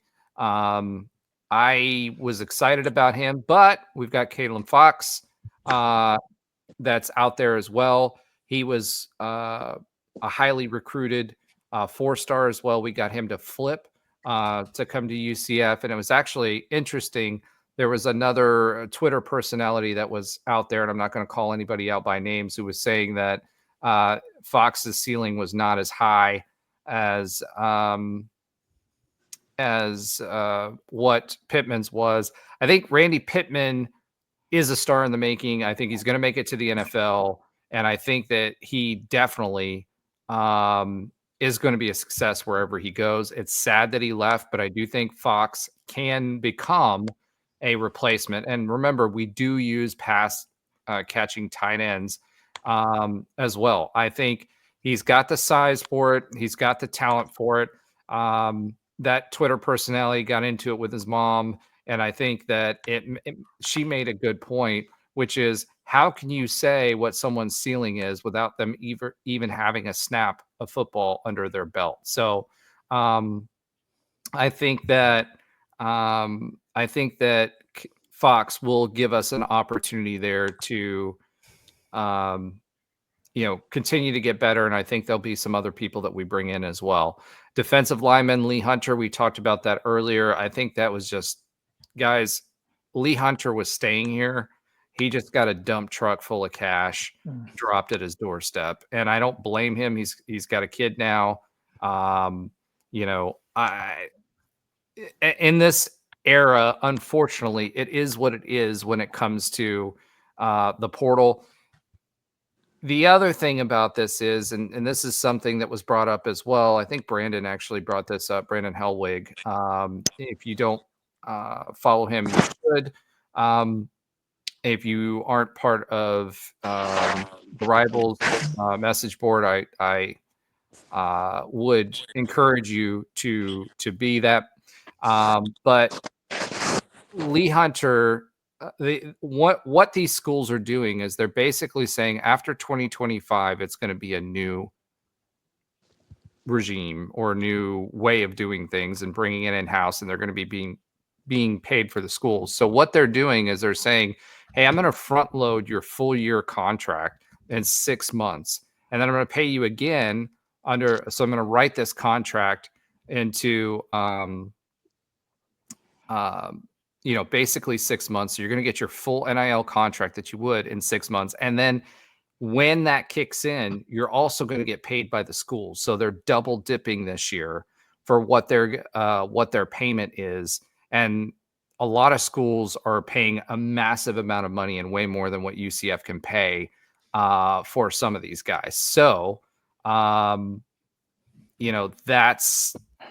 that's basically what happened with Lee Hunter. Lee Hunter would not leave. And Chris, I'm not going to say how much he got paid because from the number I heard and from who I heard it from, it's a pretty good source, and it's not something that they would want out there, and I'm not going to put out there, but it was enough to way leave. more that UCF could afford, and I don't blame him for leaving, unfortunately. I hate the system, but you know, the thought was that Lee Hunter was going to go to the NFL draft, and he was talking about going to the NFL draft. He posted about going to the NFL draft, and he's not going to the NFL draft and playing in college again. That should, a lot of these NIL players are getting contracts or more than they would get as an undrafted rookie or even as a rookie contract. So he's going to milk that for what he can, and I don't blame him at all. Like those are the people that deserve this type of funding, right? Like it's the Lee Hunters of the world, both good people and an NFL player right now, as Mike is saying. Absolutely. It's really weird. It's odd to me when some of these freshmen who are becoming sophomores are getting more than maybe some of us make on a thought or a hope. I mean, it's really in I love roundabouts thing, but good for him. And sucks for college football. Yeah, I mean, basically, it's like an NFL player at this point. That's how these guys are getting paid, right? And a lot of times better than an NFL player, unless you make it in the first 3 rounds. So, all right. The next one on the list, O-lineman Adrian Medley. Little surprised with that one. I don't know what he's getting offered, but he didn't. Alan, I don't think he signed with anybody yet, right? No, so far the only people it looks have signed of Xavier Townsend went to Iowa State. What's the wide receiver? It was in a couple classes ago.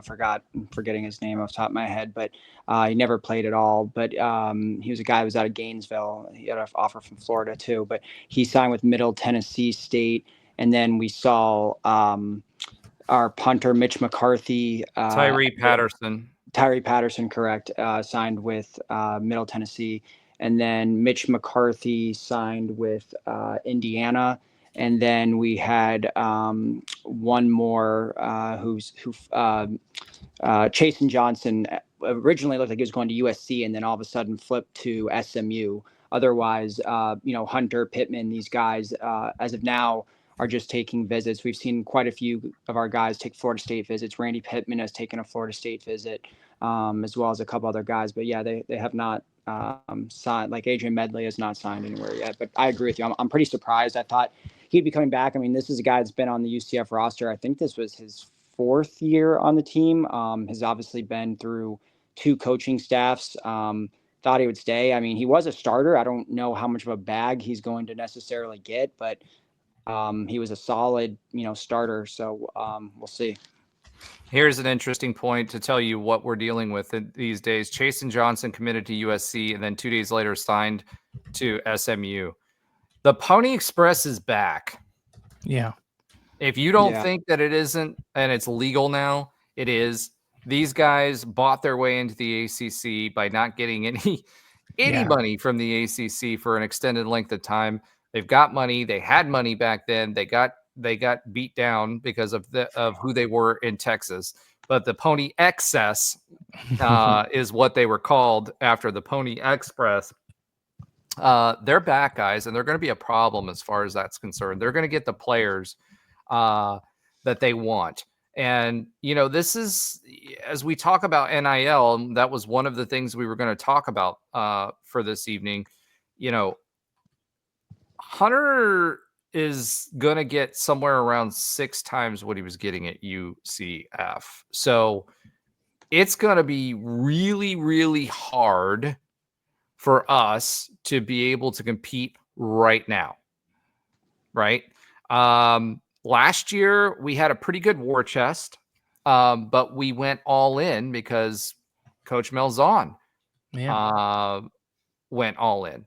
And at the end of the day, we're not going to have that every year. I mean, we're not going to have that every year, right? Now, we also had some big name players that are still involved that didn't want Gus Malzahn around, and they were going to be withholding some money if they didn't get their way. Certain person that you see all the time that's a crypto personality and founder of a certain crypto coin, Ethereum, that is a UCF donor. The St. John's donor who's spending some money and throwing it that way. So, again, when it comes to that, I can't really blame the guys. I don't like the system, but I can't blame the guys. Jason Johnson, if he committed to USC, that's one of the bigger bag universities that's out there and has been for a very long time, to the point where there was a Heisman lost over it, right? Yeah. Now we're talking about SMU coming in and signing and stealing Jason Johnson for that. I hope clearly he's getting paid. One of the things we used to talk about not giving guys a hard time was the fact that they spend well more than 40 hours a week working football and then having to go to school. Some of them play school more than others. But between, workouts and not just what is mandated, right, but also what they're out there doing on their own. Yes, they get access to world-class training and facilities and all of those things. But at this point in time, I don't blame them, because the NFL is not promised. It's an even smaller pool. So if you can make money in the current pool of players, where you can rise to the top and make that kind of money, then I don't blame them. That being said, NIL is doing exactly what we said it would do. Yeah. Right. And it's killing the college game. Yeah. Also, there has to be, and I've screamed about this for a long time, there has to be some protections in place that swing this back to the university. Now, we saw the same thing happen to the coaches. Now, remember, everybody was talking about you need to reopen the kissing booth. That's right, Matt. I was going to mention that, but I decided against it. But since you did, the kissing booth needs to be open for business. That being said, talking about this from a coaching standpoint, what we see now with the NIL is even schools like FSU and Oklahoma State, by the way. We saw it with Oklahoma State. We talked about it a little while ago about what they did with their contract. Now, the head coach at Florida State University, right, which that everybody here knows that, Mike, right? It came out today that he voluntarily cut $4.1 million of his salary to put into the NIL pool. That's where we are today. So that's starting to regulate. What happens in college football that's going to swing it back the other way? Who knows? But one thing that needs to happen, in my opinion, is contracts need to be longer than a year-to-year contract. There's no way that you can manage it. It's not that way in the NFL. There've got to be multi-year contracts. Even NFL players that go in and rookie max deals, what happens? They're under contract for a period of time, and then the team has the option to extend them, etc. So rev share will cap some of these things, but NIL is still out there. The problem with rev share and the NIL thing, it doesn't eliminate NIL. Right? It's supposed to regulate NIL, but again, that regulation is subject to the schools, right? And so as long as that happens, you're not going to get any type of regulation on NIL. So, one thing that we were talking about here regarding, someone was talking about this, like doing this like the soccer teams do, right? Where they have to buy and compensate the other team and buy out the contract from one to the other. That way that money goes back into their pot so they can go get somebody else. I think that's a better system. But I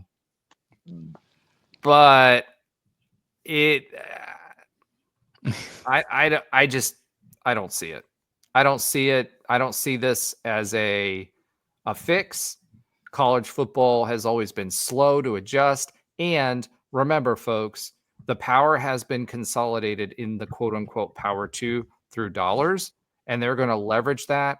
And no matter what happens, you can't, at this point, enough brands have been consolidated that you cannot make decisions without their consent. And they're always going to put themselves in a better position than everybody else and bend the rules, no matter how they justify them, to put themselves in the best position to compete for players. That's it. Period. Dot. So I don't know. Womp womp. Yeah, where's my mean sad trombone? Mr. Negativity, but this isn't going to be figured. This isn't going to be figured out in the next 3 to 5 years. I can tell you that right now. Parts and pieces of this will be changed in alignment with the playoff contract, the invitational contract, right? Because that's when the dollars change. That's when you should expect these cycles to change. So it's going to be a while. And until it starts biting either the SEC or the Big Ten in the posterior, right, nothing's going to change for us. So at this point, we have to deal with what we have, and we have to get our, one of the great things about UCF is that we got where we are with the resources that we have, and we should have more resources as we grow. But that's kind of where we are and why we're in the Big 12 right now.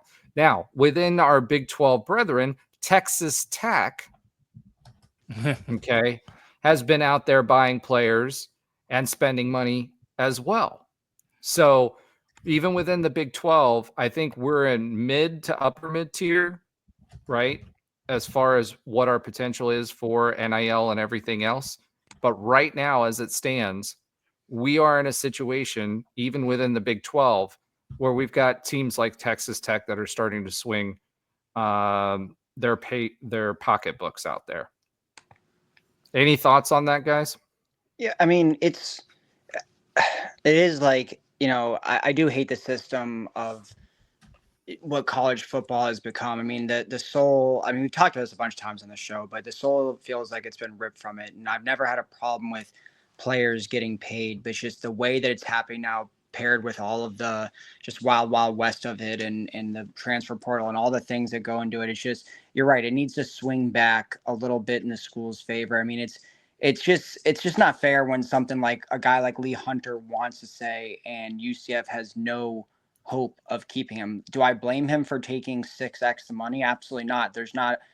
There's very few people in the entire world that, if you came up to them and offered them 6x their current salary, where they wouldn't leave. And it's not a loyalty thing that I get upset at, where you see a lot of fans comment that. It just sucks that we can't even compete and have a chance of holding on to our best players. Now, granted, UCF did a great job last year of doing that. They kept on pretty much to all of their primary players. And I think that potentially can happen again in the future. When you talk about rev share, we're kind of in this like gap in between year, whatever, but it does suck that this is what it's come down to, where and people try to compare it to like NFL free agents, but it's not even that. It's some weird worse version of that, where there's literally, you can sign on National Signing Day, and then a few months later, you can just leave. There's not even a 1-year guarantee, which is ridiculous. You should be on the team for at least a year.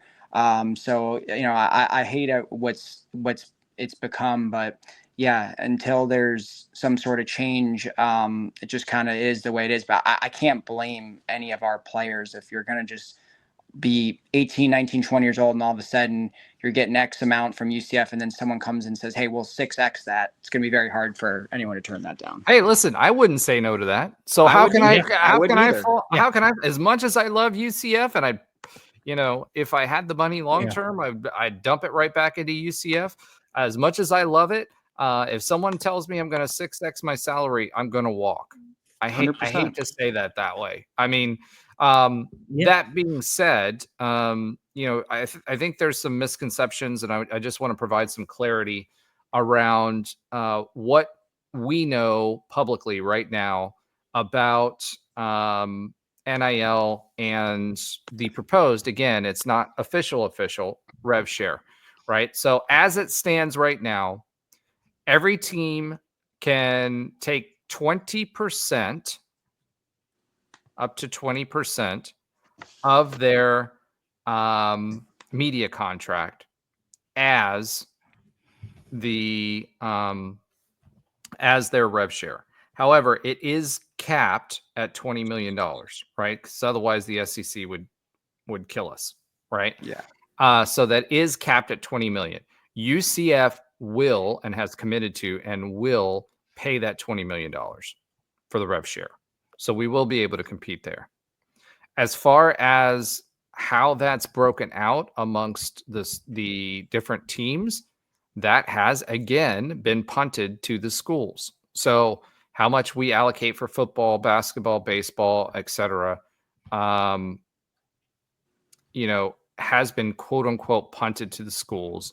But there is a cap as far as revenue generating versus non-revenue generating sports. So there is a split that's built in there, but how that's allocated and all that is up to the schools themselves.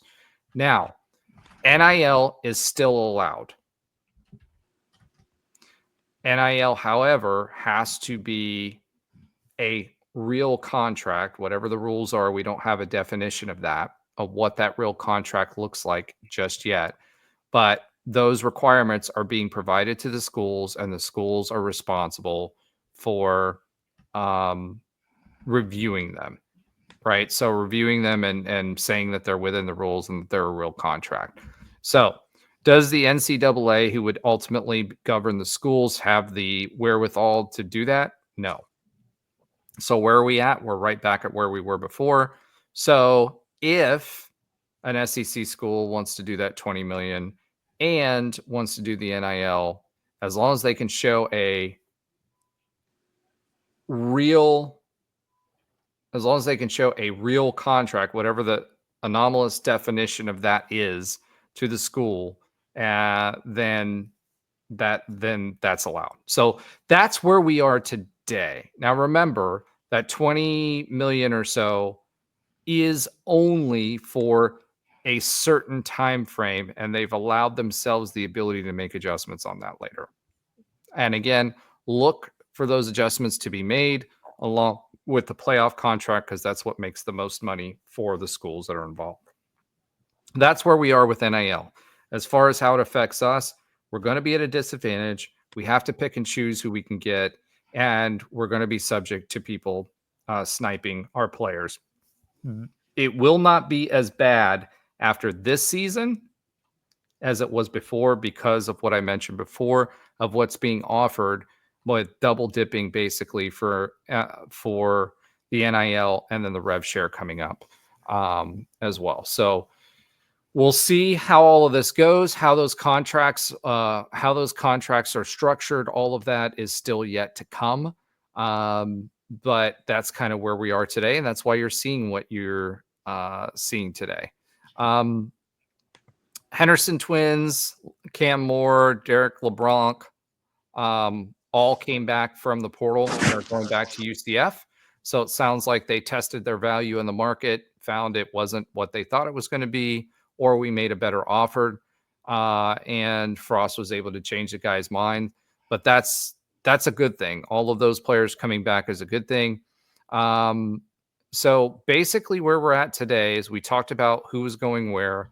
Remember, these guys can claw back from the portal and come back if we'll allow them to. Whether we allow them to or not at this stage, we kind of have to, because we're not going to have enough players to field a roster.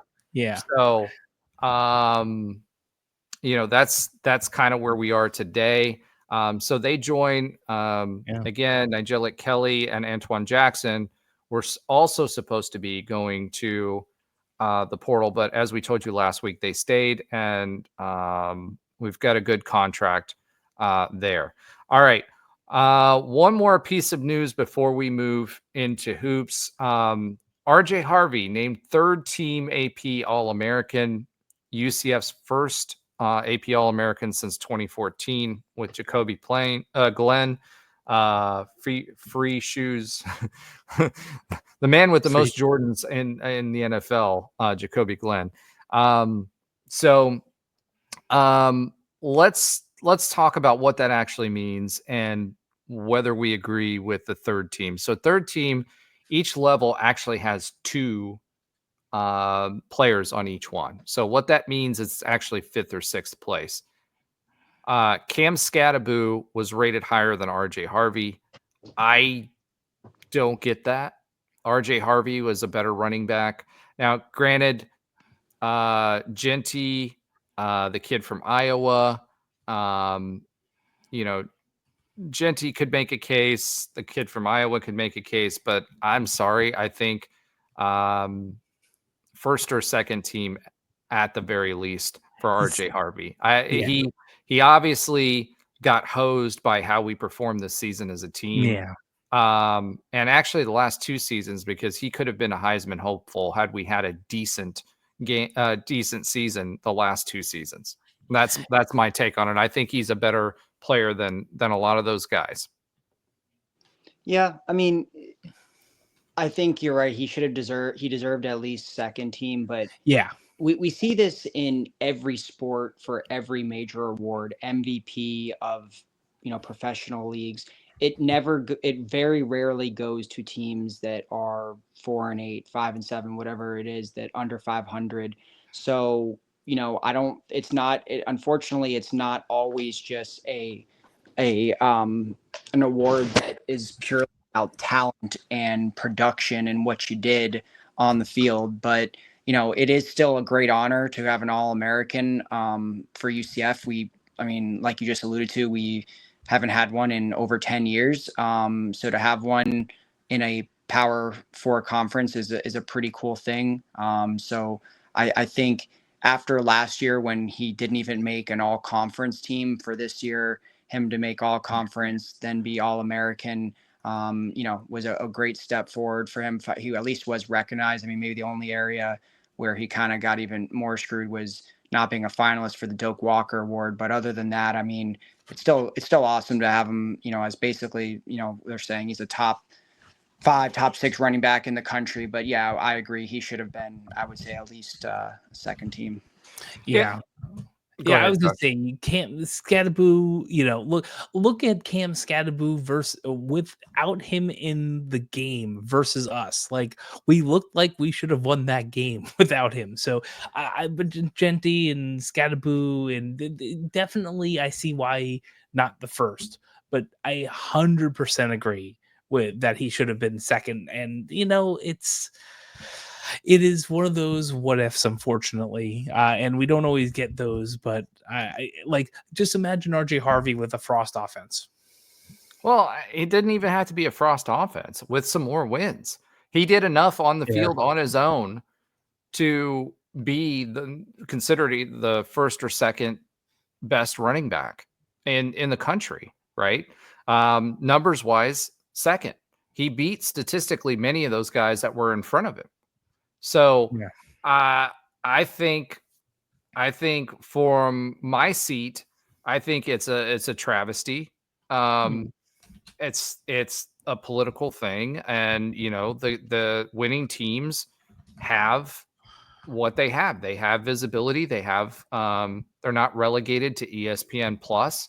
They are going to be able to show themselves, and they have to hype up the bowl season and everything else that's associated with it. So you get what you get. Unfortunately for RJ Harvey, the team around RJ Harvey this last year's team wasn't terrible. It just didn't get it done. And they didn't get it done for RJ. They didn't get it done for UCF. They didn't get it done for Knight Nation. And unfortunately, RJ Harvey suffered for it. As far as prospects are concerned, we talked about that a few weeks ago, Matt. We'll talk about it again after the combines and all that fun stuff. But right now, I would say he would be a 3rd/4th round draft pick. Not because of his capabilities, but more because that's where running backs, 2nd, 3rd round, high-end running backs go. They don't go in the 1st round very often anymore, just because the average running back only is in the league for 3.5 years. So, but the combine is going to be something that he's going to have an opportunity to show his worth. RJ Harvey, though, he's a beast. So he's going to show up on the bench and everything else. I'm not sure from a speed perspective, etc., that his combination of yards after contact are going to come through on the combine. And that's really where RJ Harvey, his ability to read what the offensive line is doing, pick the hole, adjust, his patience, that his vision and his ability to get yards after contact, I think that's going to be things that you're going to have to rely on the scouts. And if you're relying on the scouts for that, I just think, unfortunately, he's going to be third or fourth rounder. And he deserves so much more. And there you go, Mike. Exactly. Sorry, UCF Island. But Mike hit it on the nose. RJ was better than Scattaboo in rush yards, rush TDs, rush yards per play, rush yards per game, offensive TDs, offensive yards per play. Again, I just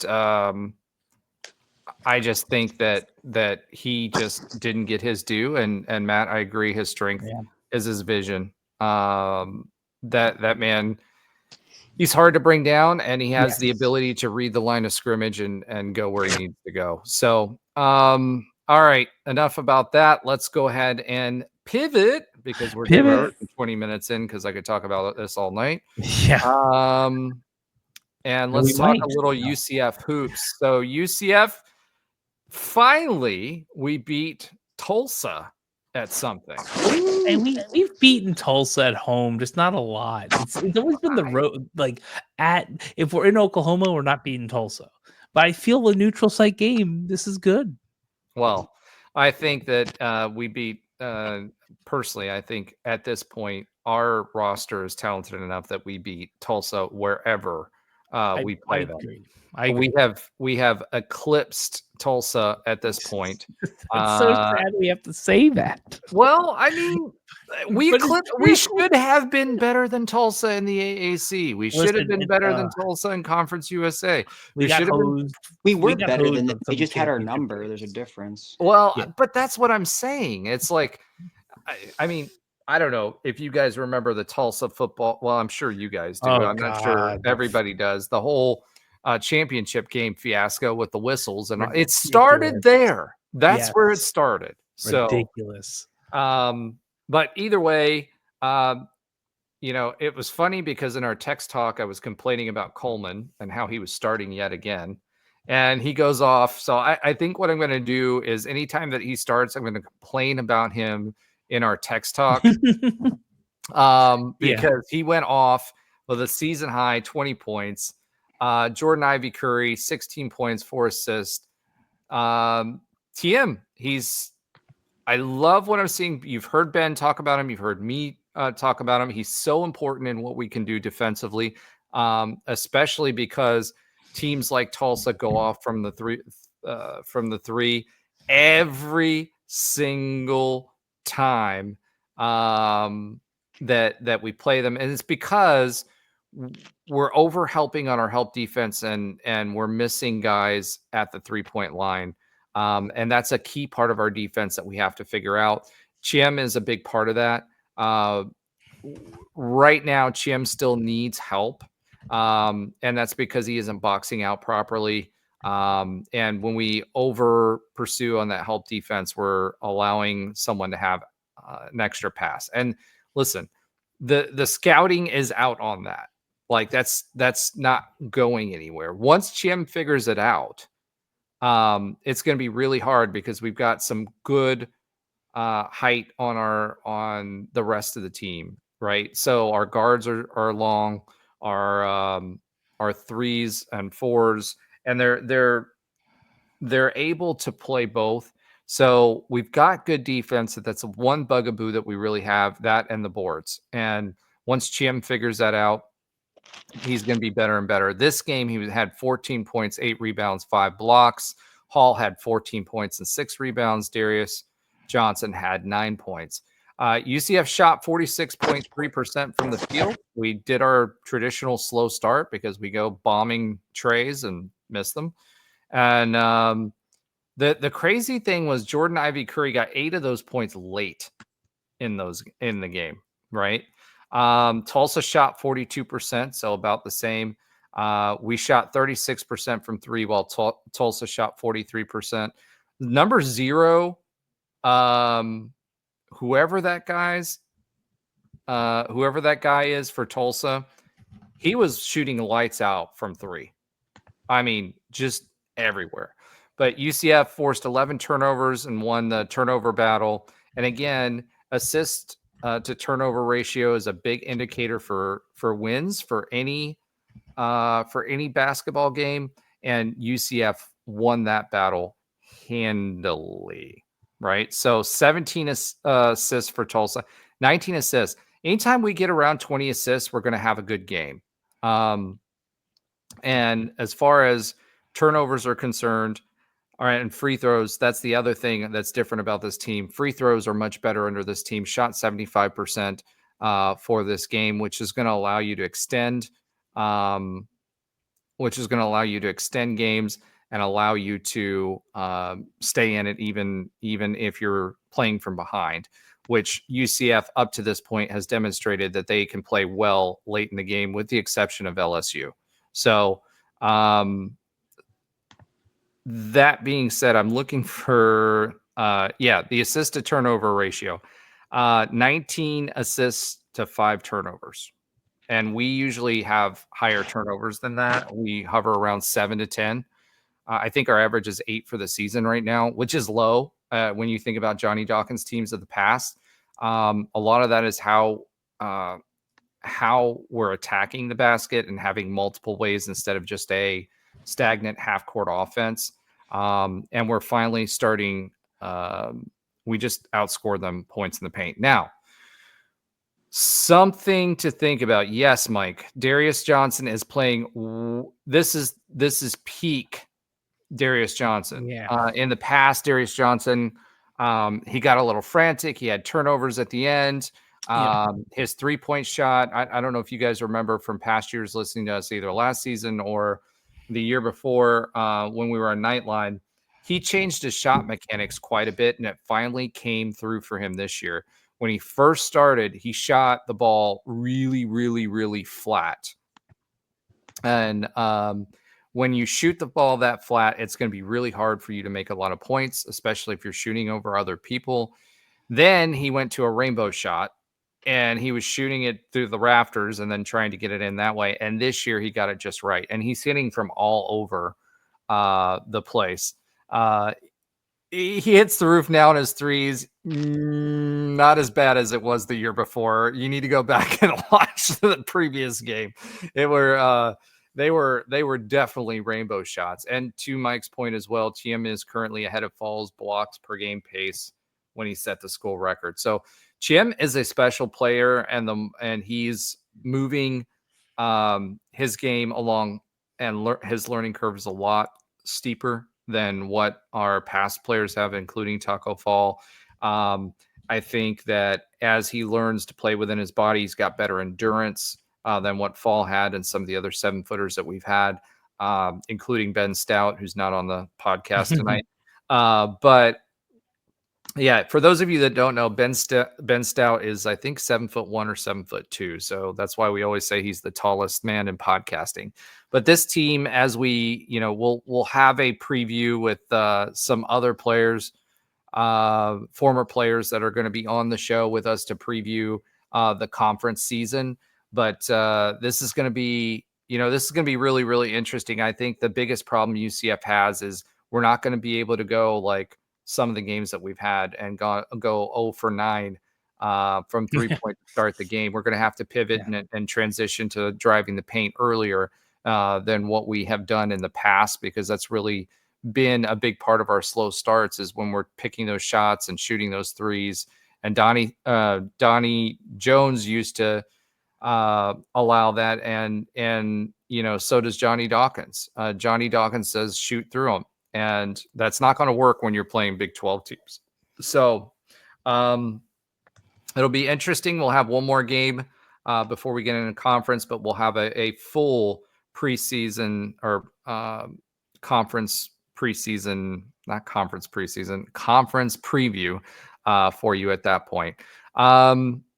Just a quick shout out. I normally do listener love at this point. Not as many comments this week. Last time we had 26.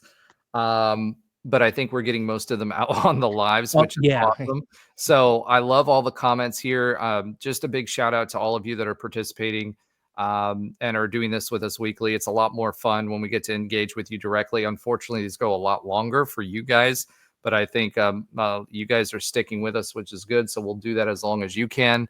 Alan, do you have an oxymoronic stat of the week for us this week? I didn't, but it's on my phone. So let me see if I can.